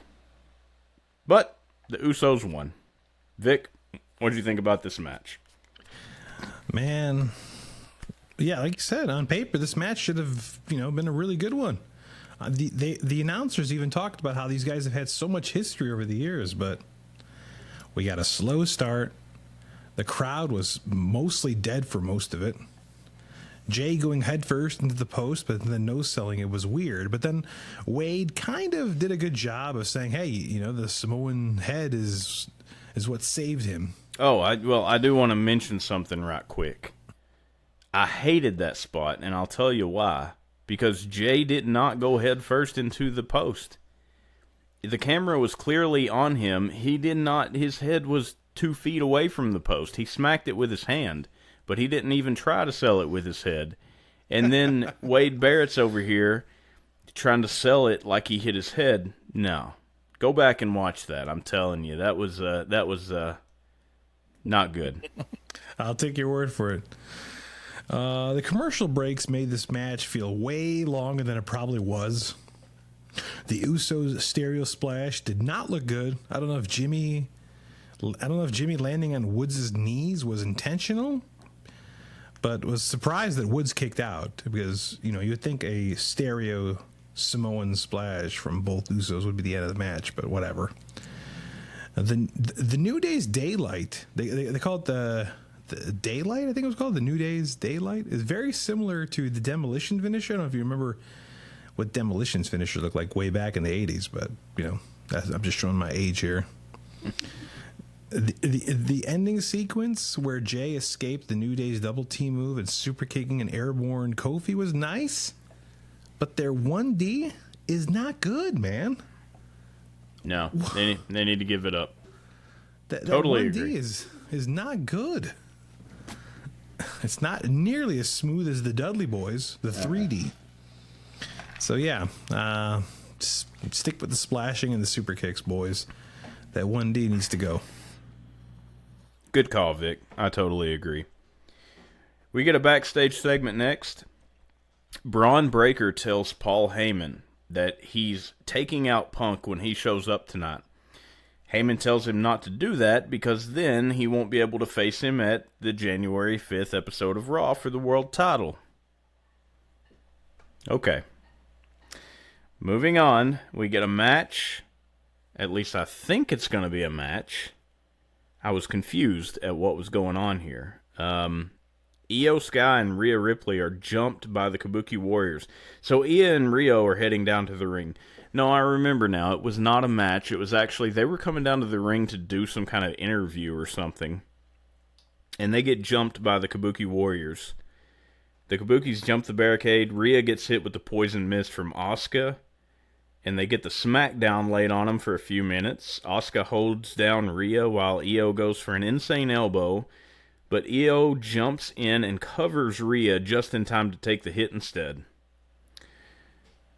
Okay, again, this was furthering this feud, and it seems like it's never going to end. Slick Vic, do you have anything to say about these couple of segments before we move on to an actual match? No, I mean, like you said, it's just build up, minor build up, really. I mean, yeah. Blow by.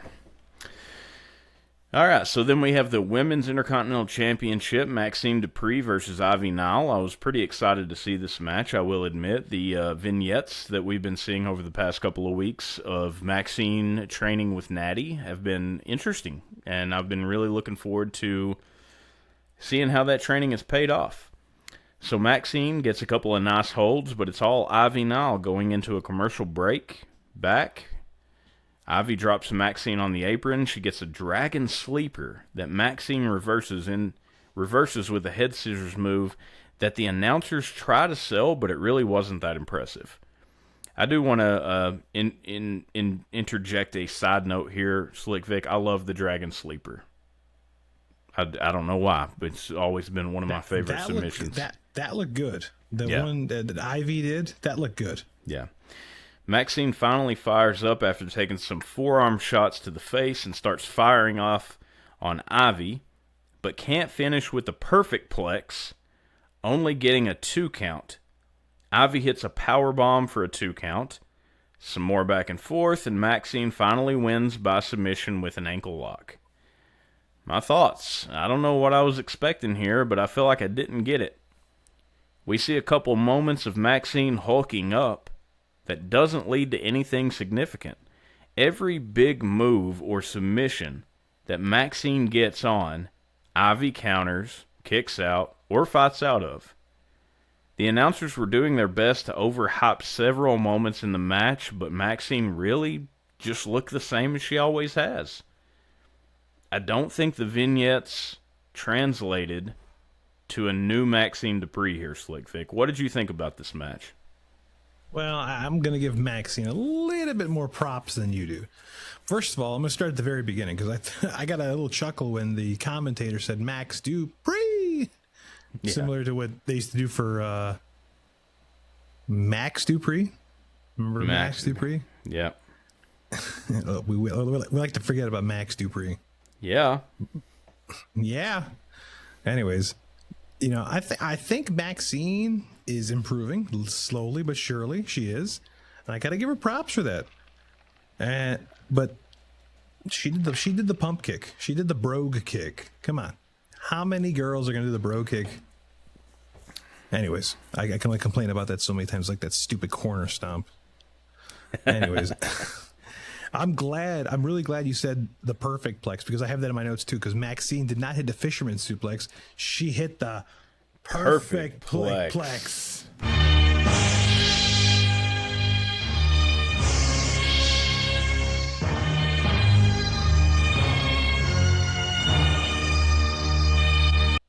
Okay. The spot of the night, though, the spot of this match, I should say, was that hanging dragon sleeper by Ivy. Good stuff. That looked really good. Overall, though, I had very low expectations for this match because, like, Maxine is still just trying to improve. Ivy Niles never actually been that great herself. But, like I said, I think I mentioned this last week when they announced this match. Like, I'm totally fine with them feeding Ivy to Maxine. But, like I said, this match I had low expectations for, and, it wasn't terrible, but it wasn't great, but it wasn't terrible. But, if I'm going to watch Maxine improve from week to week, sure. I'm down. I'm with you.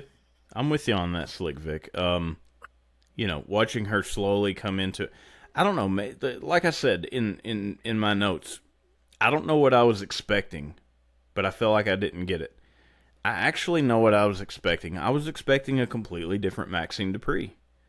I was expecting Maxine to come out here and crush this girl. But honestly, I think this match did a lot for Ivy Nile. Ivy Nile was countering stuff, turning it into different moves. She was kicking out of stuff. I think this match did more for Ivy Nile than it did for Maxine, considering we have had the vignettes building up Maxine coming back. She's training in the dungeon.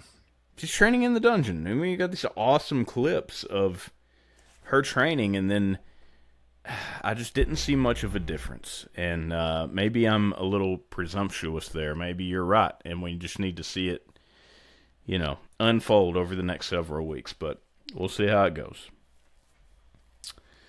All right, so next we get an in-ring segment. CM Punk marches down to the ring with a purpose. He grabs a mic, he tears off I think Joe Test called it the logo flag. I've never known what that was, but the little box with like the Raw logo on it, tears it off. I think we're getting a mic drop here. But no, we're just getting a scathing promo. Punk runs down Braun Breaker. He calls him a cross-eyed Neanderthal Nepo baby. He says Breaker wants 2011 CM Punk, but he can't handle 2025 CM Punk without help from his friends. He tells Braun to bring all his friends, his uncle, and his dumber brother Scott, that he'll need them all and still won't be able to beat him for the title. Thought this was a great promo. I'm summarizing, obviously. Ladies and gentlemen, if you're watching this back, go watch this promo. It was another classic great promo by CM Punk. I am not doing it justice here. It'll be a long wait till January 5th, but I'm really looking forward to this one. Hopefully we actually get a one-on-one match with no one else coming to Breaker's aid. It would go a long way, even taking a loss, to put Breaker even higher in that top tier list. Your thoughts, Vic? Same. Punk was great as usual. He was fired up. He talking about how brains don't run in that family. Yeah. At first, I thought he was like, he hasn't heard Steiner math. But then actually, towards the end, he did talk about how he's got a certain percentage chance of winning. So I'm like, oh, okay, maybe he did. Yeah. But I enjoy. I like Punk's promos. It's very rare Punk does a bad promo. So, it was good as usual.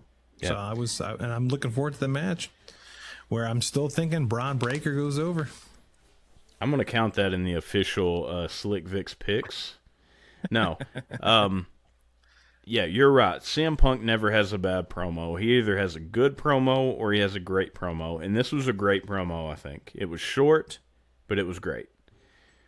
Up next, we have a match for the Women's World Championship. Stephanie Vaquer, La Primera, the champion, versus Raquel Rodriguez. I believe this is a rematch as well. Raquel is on the offensive early, but Vaquer quickly turns the tides. Raquel catches Vaquer out of the air off a cross body and hits her with a suplex / neck breaker type move. I don't know how to explain it other than that, but it was cool. Excellent. In and out of a break, we get some more back and forth. Raquel turns a draping armbar into a power bomb for a 2 count. Vaquer avoids the follow-up splash, then hits the devil's kiss to everyone's delight, especially Slick Vic, I'm sure. Vaquer hits the Meteora, but can't pick up Raquel for the SVB. The two head outside the ring, and Nikki Bella jumps in from the crowd and attacks Vaquer to cause the DQ. All right. Thoughts? This was lame. The match itself was a bit more of the same. Nikki showing up at the end got go-away heat. No one wants to see her. Why do they keep forcing her on us? Your thoughts, Slick Vic? Well, there was that one. The big highlight of this match was the one you just talked about. That great counter by Raquel from the splash, the reverse suplex move. Excellent. That looked really good. But what I will say, this match came off as like a fight. Like these two were really trying to, they weren't trying to set up many fancy spots. They were just trying to beat the hell out of each other. And I really respected that. I really liked that. It came off as more of a fight type feel. Raquel came off vicious. Stephanie came off as tenacious. But that ending, that stupid ending where Nikki Bella came out. Like I have the exact same words in my notes where she's got go away heat. Like, who is clamoring for Nikki Bella? I mean, I've probably said this in the last 4 episodes, but god damn it, nobody wants Nikki Bella here. She's got go away heat. Lastly, hold on, this is timely. This is really timely. I read this earlier today that apparently Raquel got concussed. Wow. From Nikki's attack at the end, or she's placed in concussion protocol, whatever that means. Wow, really? Yeah, so I think Raquel might be out the rest of the year. The rest of the year? Well, I mean, we don't have many more weeks left in the year, but yeah, exactly. She'll be out for at least 2 to 3 weeks. All right. Well, we got a follow on Twitch from Zelda Dungeon, our good buddy. Just followed us finally. Finally. And he says, and his only comment is piss. All right. Piss on that. Thank you for that comment and that follow, sir. Yeah, Raquel is a future champion. I mean, I love Raquel. She's very good in the ring. I love Stephanie Vaquer. I don't want to see Stephanie lose. I love that she's the champion. I love that she won that championship and she's doing so good with it. But you can't deny Raquel Rodriguez. The only hold over with Raquel, I think, is the Judgment Day. I think that she could do it on her own. I don't think that she needs to be, in with that group and representing the Judgment Day. Raquel, without all that bullshit. Like, she could do it on her own. So, we have a lot of up-and-comers, but she is, she's already on the main roster, but she is still, in sort of that line waiting to get the top spot. But she's working her ass off, Slick Vic. Her and Roxanne have been working every single Monday. Yes. They've been putting on good matches. But the Judgment Day, I could have sworn there was a backstage segment where she did tell the girls from the Judgment Day not to interfere, which, of course, made room for Nikki Bella to make her unwanted appearance. There could have been. I may have breezed over that. Like I said, I'm not gonna promise that I have every single segment here or anything, but yeah, that may have added to the overall narrative there. Well, one other thing I got to quickly add, because they mentioned they briefly glossed over this too, with JD is also on the injured list now too. Oh no. Yeah, JD McDonough is. They didn't specify exactly what it was, but he's on the shelf right now. He's been working so hard. Yeah. Every match he has is so impressive, and it's not surprising that he hurt himself. He kind of overdoes it every week, but damn, that sucks, dude. I'm a big JD fan. Me too. And the Judgment Day is kind of crumbling as we speak, with Raquel and JD both out. That sucks. Yeah. Tisk. Well, it's a good thing that we'll be back next year, because apparently so will everybody else. We get a few backstage segments following this match. Pierce is asking Heyman who the masked man is. Heyman lists a bunch of different names, even Bruno Sammartino, and says he doesn't know. Pierce says he wants to know by the end of the night. Rhea Ripley appears and says she wants Asuka. And our good buddy over there at the Zelda Dungeons, he texted me and he mentioned this. He says, "Did you hear what I heard whenever Rhea popped up and she yelled, 'Pierce'? It sounded like she said, 'Piss'." I'm like, no. Would say that. Yeah, exactly. But he's got a thing for bodily fluids. Oh, well, I don't know about that, but we'll talk about that maybe some other time. Anyway, she wants Asuka, and then CM Punk runs into Rey Mysterio backstage. CM Punk says he's got his back tonight. And that goes to our main event. Rey Mysterio versus Logan Paul. Now, I mentioned this a couple of weeks ago. I'm sure those tights stink by now, but he's been wearing the same NWO-style tights for the past several weeks. Have you caught on to this yet, Slick Vic? I did not. No, he dropped the whole black and yellow tights. He's wearing NWO-style tights. He's got black and white, and it's got the NWO logo, but it says MAV. Mav. Mav. Yeah. For Maverick. For Maverick, yeah. Very, very, very clever.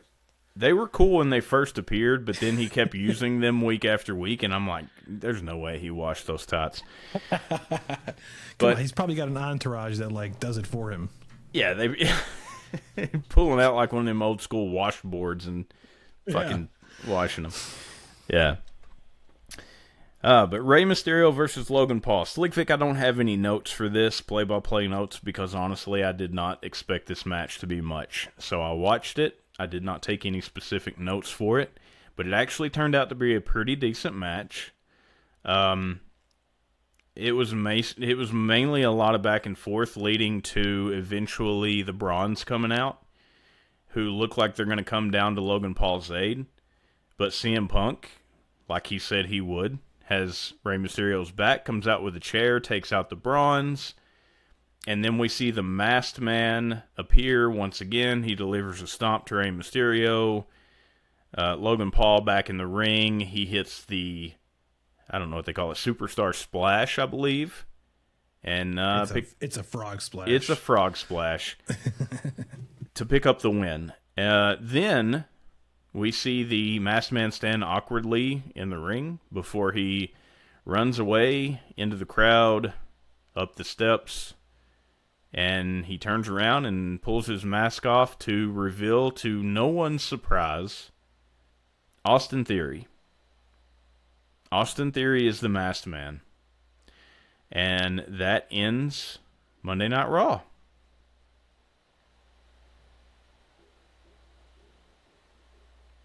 What do you think, Slick Vic? I don't know what the awkward pause there was for, but I tell you what it was for, because when I said that, I'm like, I fucked up. I missed something.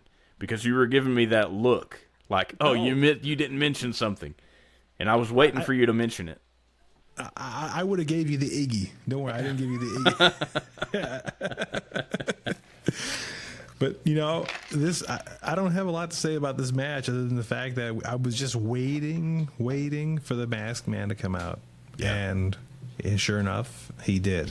And, you know, I'm not disappointed in the reveal. I know it's been heavily rumored for a long time now that it was going to be Austin Theory.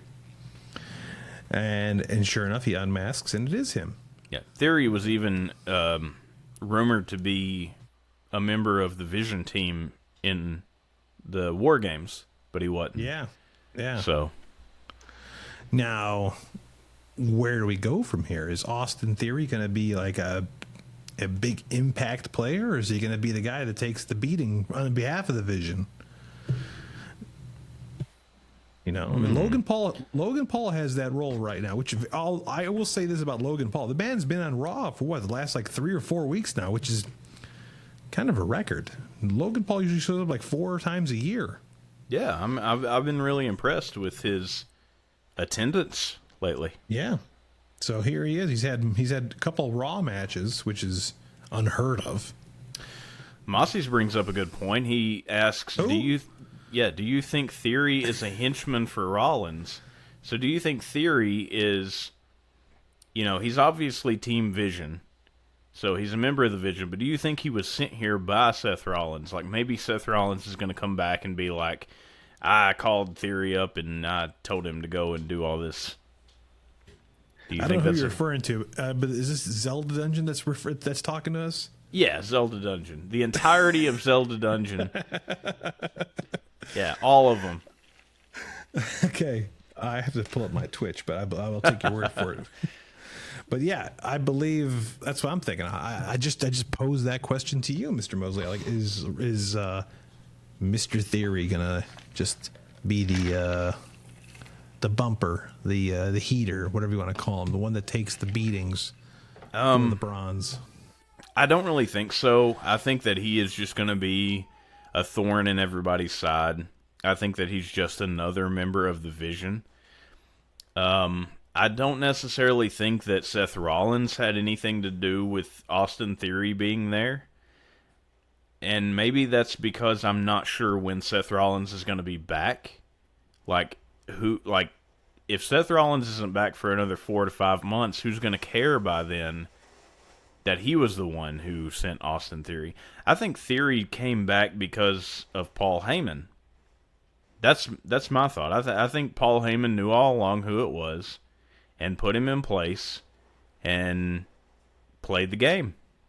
So that's my assumption. But I think Theory is, again, Team Vision. And going into 2026, this is going to be a major faction to deal with. And I would even compare it to the Bloodline from a couple of years ago. I think that they are going to be a force to be reckoned with all of next year. It's me, Austin. It was me all along, Austin. But that's Monday Night Raw, ladies and gentlemen. And from that, I think we only have one. God, it is storming out here. It's raining hard. Yeah, it's storming outside. I hope I don't lose power. We don't lose power here on Wrestling with Power. We generate it. God, it's raining hard, though. All right, so hopefully I've generated enough power to keep us going here. I'm going to have to get like a battery pack to hook up to my setup here. That way we don't get kicked off the internets. Yeah, as a matter of fact, I actually hear it. I actually hear it coming down. It's out here trickling on that house of yours. Yeah, well, my window is right there, so the wind is blowing it hard enough to blow on my window, and not good. Man. Not good. Shut up. Shut up. Man, I hope 7. Put that cigarette out. I don't know if you remember when Dustin showed up in WCW, he was called 7. Yeah. I hope if you don't look out the window right now, 7 is staring back at you. Yeah, no, I'm not going to look out the window. Fuck that. Put that cigarette out. As Zelda Dungeon says, it's pissing cats and dogs out there. It absolutely is. That is an angry piss that we got going on here in hills of Eastern Kentucky right now. But Slick Vic, we got one more segment. Are we gonna go straight into it, or what do you say here, my Let's friend? do it. Let's go right into it, my man. We're going to full force into it. So, as we mentioned last week, Slick Vic and I have prepared our top 5 matches of 2025. And Slick Vic, I'm going to let you go ahead and list your 5, and then I'll list mine. How about that? Okay, you want me to go all 5, or you want to go one at a time? You want to do one each at a time? Like maybe go from 5 to 1? Sure. All right, that sounds awesome. Actually, you know what, Slick Vic? I don't want to undercut you here, but before we do that, let's see what Slick Vic's gimmick is. We missed that at the beginning of the show. I want to go ahead and knock that out. Well, ladies and gentlemen.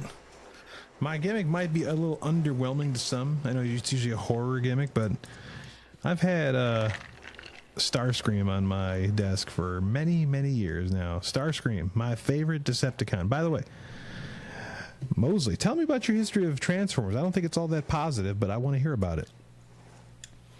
It's not positive or negative. The first Transformers movie I liked. I did not particularly enjoy any of the rest of them, but I don't have fond memories of the cartoon like you probably do from back in the day. I don't really have a favorite. If I had to pick a favorite, I would say Optimus Prime, because he turns into a badass semi-truck. But other than that, that's all I got for you, Vic. Oh, look, he already switched it in record time. Starscream is my favorite Decepticon. He's always trying to undercut Megatron. It's hilarious that Megatron just keeps him around, and he's just trying to be like this overthrowing, lack of a better word, asshole. Yeah. I mean, hold on one second. If you give me... Uh-oh. Slick Vic is,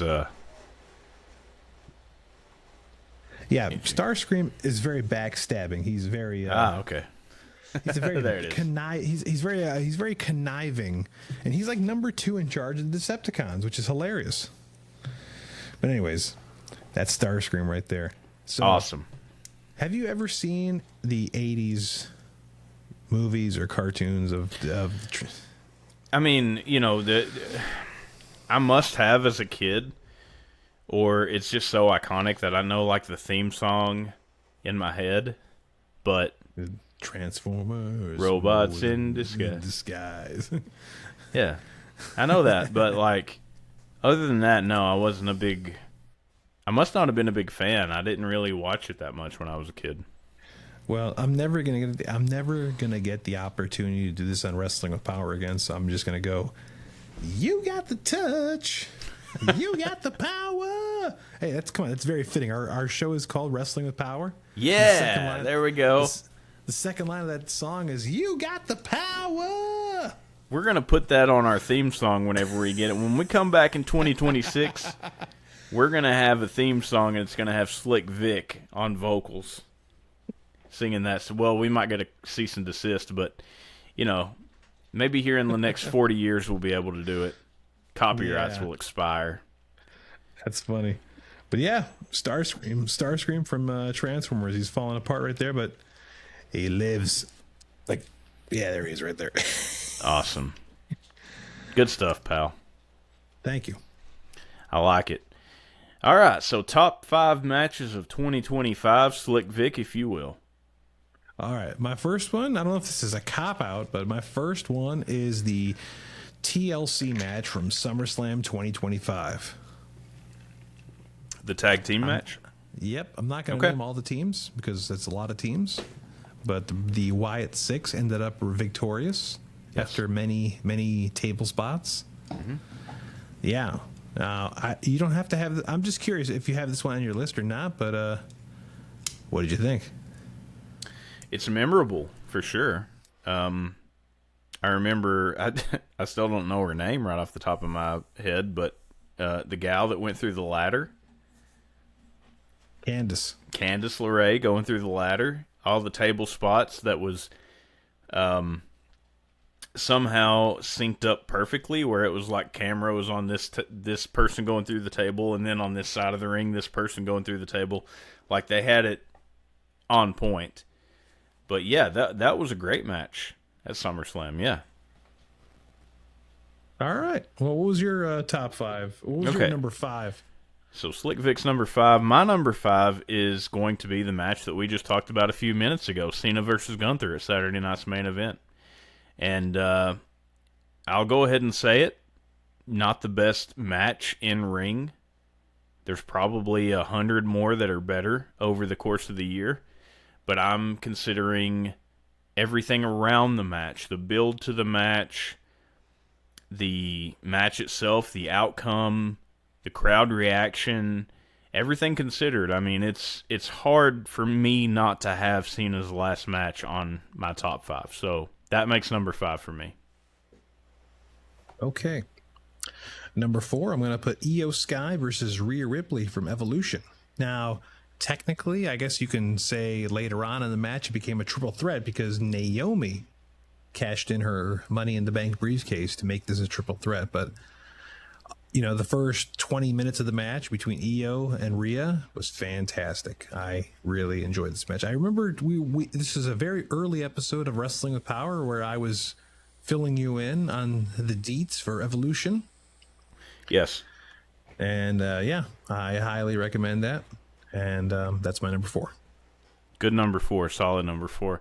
Yeah, I was... I remember that very vividly, actually. I was on vacation, and Evolution happened, and they did not have it on the network directly after it was over. I think it was like several hours later, but I waited like 2 hours after the event to see if it would show up, and it didn't show up, so I never ended up watching it. But solid number 4 there, Slick Vic. My number 4, Cena versus AJ Styles at Crown Jewel, and this is another Cena match for my top 5 this year. Surprise, surprise. But what a match. A tribute to wrestling. A lot of finishers used by both guys from a lot of different well-known names over the years. Some people kind of look negatively upon that. I thought it was great. I loved it. Every moment of it. So, my number 4, John Cena versus AJ Styles at Crown Jewel. All right. I will talk about that match momentarily. Don't you worry. My number 3 is the main event of Night 1 of WrestleMania 41. We have Seth Rollins versus Roman Reigns versus CM Punk. And I thought that match was full of drama, full of excitement, full of all sorts of action. Yeah, that's my number 3. Well, Slick Vic, I hate to disappoint you here, but that's also my number 3. Seth Rollins versus Roman Reigns versus CM Punk at WrestleMania. You had, again, the match itself was good. Everything surrounding the match really made it. And even if you watched the WWE Unreal show that came out on Netflix, you will see how emotional CM Punk was to finally be getting his main event.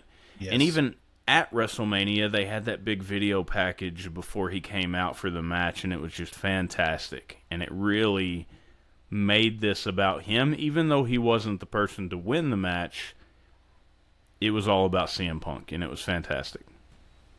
I even remember the contract signing, like, I don't know if it was a week or two before that match, where Heyman even gave Punk a kiss on the cheek or the head.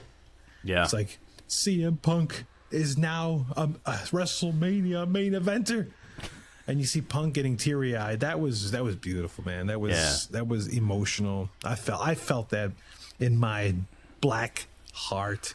That would have got a 2 on the Gigawatt scale for emotion, for sure. All right, so my number 2. We're still at WrestleMania 41. We have a triple threat match between Bianca Belair, Io Sky, and Rhea Ripley. I thought this match was the best match of WrestleMania 41. I had a blast watching it. I remember watching night 1, and other than the main event, I thought it was terrible. It was rather lackluster. I don't want to say terrible. It was just lackluster. WrestleMania 41 night 1, other than the main event, was not all that exciting. That's a fair assessment. Very fair assessment. That main event was awesome. So I'm tuning into night 2. Like, all right, let's see what happens. And that first match was like, holy crap, that was freaking awesome. That was really good. Yeah. And I was happily blown away. Good call, Slick Vic. You know, with only 2 spots left, it's really hard. I mean, there's been some pretty good matches over the 2025 year, but I have to give my number 2 to CM Punk teaming with his wife AJ Lee versus Seth Rollins and Becky Lynch at WrestlePalooza. This was the match of the night. This was obviously one of my top 5 matches of the year. They built it wonderfully. AJ Lee coming back, there was some trepidation, I would say, in her coming back and how she would do. She done fantastic, and the match went off perfect. I thought it was great, and I struggled to put this at number 1, honestly, because the build to it, the personal issues between the two, it was fantastic build, and it paid off tremendously for me. So that's my number 2. Once again, CM Punk and AJ Lee versus Seth Rollins and Becky Lynch, WrestlePalooza, the first PLE on ESPN. That was a very, very fun match. I remember having a ball with that, and AJ Lee looked fantastic after, 10 years away from the spotlight. She was great. Punk was great. Becky is fantastic. Seth was great. Is this the first time? I mean, this is a deep question. Is this the first time we had 2 real life couples, like husband and wife couples, face each other in a match? I'm not sure. That's a good question. That was a lot of fun. And yeah, I'm really glad to have AJ Lee back. So I hope we see more of her. Obviously, we've seen her once since that match. But Yeah. We'll see what happens. Yeah. Okay. Time for your number 1, Slick Vic. Before I go into my number 1, I wanted to give a couple of honorable mentions. Okay. So first one is the men's Royal Rumble match. Whether or not you liked the outcome of who won the match, you can't deny that it was surprising. Most people want surprising endings, I feel, and they got one. Yeah. Some people don't like the winner, and that's fine, but you cannot deny that it was a surprising ending. Good call. Yeah, So. because that was Jey Uso eliminating John Cena. Yeah. And in the middle of John Cena's heel turn that he was doing. Yeah. But not only that, most of the Rumble match was very exciting. We started off with Rey Mysterio and Penta. We had a Joe Hendry sighting. We had a lot of good stuff. I love the whole graphics that they were showing on the screen of like stats. Yeah. I dug it. I dug that a lot. Before you move on to your number 1, I do want to point out that our good buddy says Miz and Maurice versus Edge and Beth Phoenix. Oh. So there we go.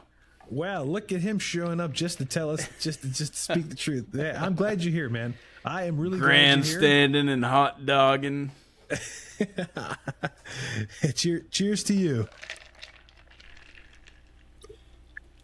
Mr. Fact Checker over there. Yep. He's got it.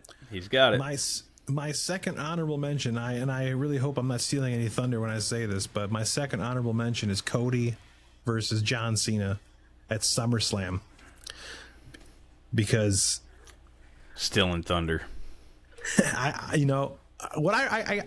have to go back and watch this match because I've heard a lot of people rank this one really highly, which I think my co-host is going to do as well. But what I remember most about this match was all the finisher spamming. Like, how many AAs did John Cena hit? How many crossroads did Cody hit? Like, if you add them up, I mean, yeah. The finisher spamming was ridiculous, and but it's nothing new. Especially over the course of 2025, I think we've seen a tremendous amount of spinner.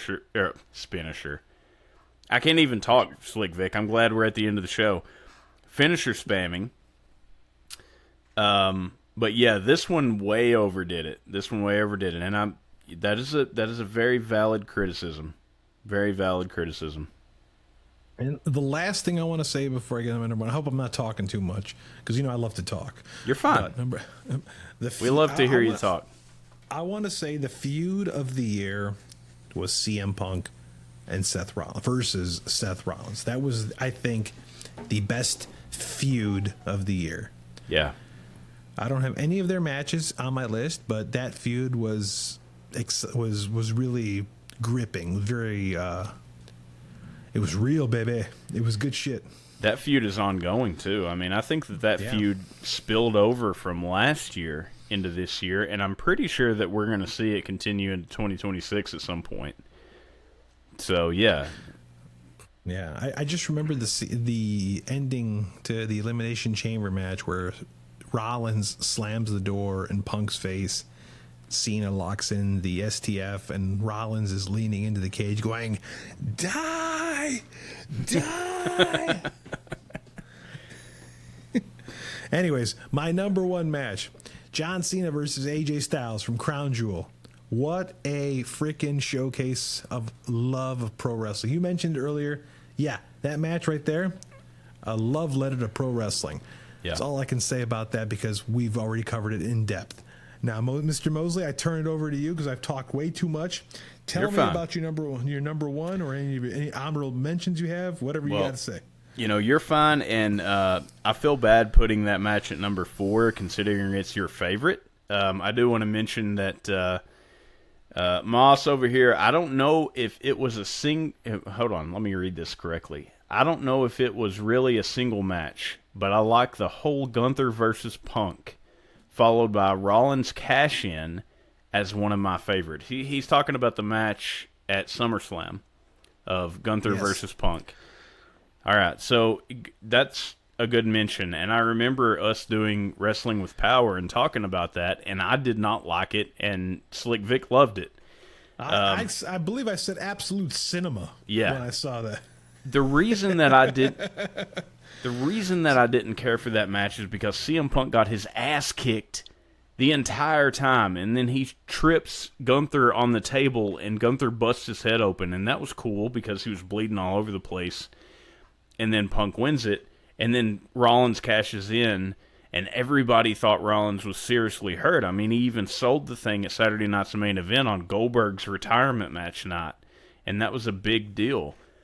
So yeah, definitely that definitely should get an honorable mention, I feel like. But I felt bad. Like, that match made me feel bad for CM Punk. Like, I was like, CM Punk's getting his ass kicked. Like, I almost want to turn it off. Like, this is too much. Like, he was beating him to death. But yeah, good call there. Number one for me, Slick Vic, and you already mentioned it. You stole my thunder. Cena versus Cody at SummerSlam. And I'll tell you why. This match is one that lives rent-free in my head. This was cinema, where they fight out into the crowd, then they're going over here and they're fighting into some stuff, and then they disappear, and then all of a sudden, up from the ramp comes Cena with Cody on his shoulders. Yes. That scene right there was so memorable. That might be the most memorable scene of all of 2025 for me. And so that's why it gets number one on my list. John Cena versus Cody Rhodes at SummerSlam. And I know, ladies and gentlemen, that means that 3 out of my top 5 matches involve John Cena. Surprise, surprise. This was his retirement year. So he stole the show for the entire year, and that's my number one.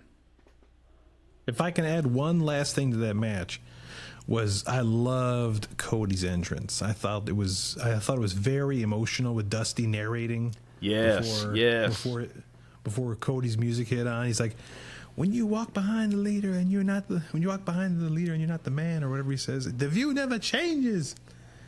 He's like, "You're just a follower. You got to be a leader," or something like. Yeah, that was good. It's like, "Don't let me down now, because I came back for 10 years for the man that would not die." Yeah. I remember you telling me, you're like, that was emotional. That was very, very emotional, man. Yeah. I'm not going to say who, but somebody I was watching it with got very misty-eyed. Okay. She'll kill me if I told you that, but anyways, she's not very misty-eyed. She's not listening right now, so it's okay. Okay, yeah, you think she's not listening. But that's it, man. That's my top 5. That's your top 5 for 2025, Slick Vic. Yeah. I look forward to 2026. Speaking of 2026, again, ladies and gentlemen, we will be back. We're going to take the next couple of weeks off. Next week's Christmas. The week after is New Year's Day. The week after, January the 8th. That's a Thursday. 2026, we'll be back here on Wrestling with Power to give you all of the recaps of all the things that we've missed over the past couple of weeks, especially the January 5th episode of Raw, which Slick Vic says Braun Breaker is taking the World Heavyweight Championship. That is not on the official records. I'm going to give him that. He's still Mr. Perfect. But that's all I got for everybody here tonight. And Slick Vic, do you want to close us with anything else? Well, I want to thank all of our followers for sticking with us, hearing my rambles, hearing Mosley's rambles. We appreciate it all.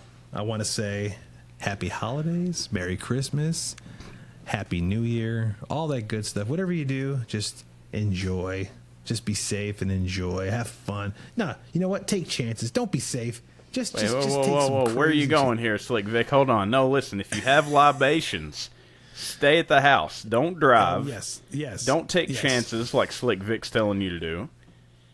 We don't want you to end up, on a newspaper somewhere. We don't want to see that.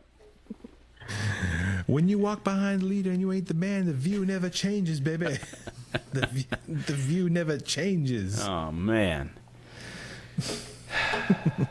Just take life by the balls, or whatever Dusty would say. Reach out right now, take my hand, and I want everybody watching right now, take my hand, as Dusty would say. Oh man. And what about those future endeavors, Slick Vic? Oh man. 2025 was a wonderful year for some, maybe. I don't know. I hope so. I hope you had another. But regardless, 2026 is going to be a better one.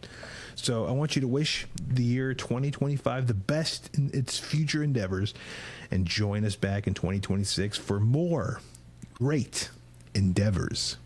I couldn't have put it better myself, Slick Vic. To everybody out there, Merry Christmas, Happy Holidays, Happy New Year, and drink one on us here at Wrestling with Power. We'll be back on January the 8th. So make sure you follow us, facebook.com/wrestlingwithpower. We're over there on Spotify ever since day one. We got all of our episodes on Spotify. and youtube.com/@wrestlingwithpower podcast. That's where you can find us right now live on Twitch, twitch.com/wrestlingwithpower.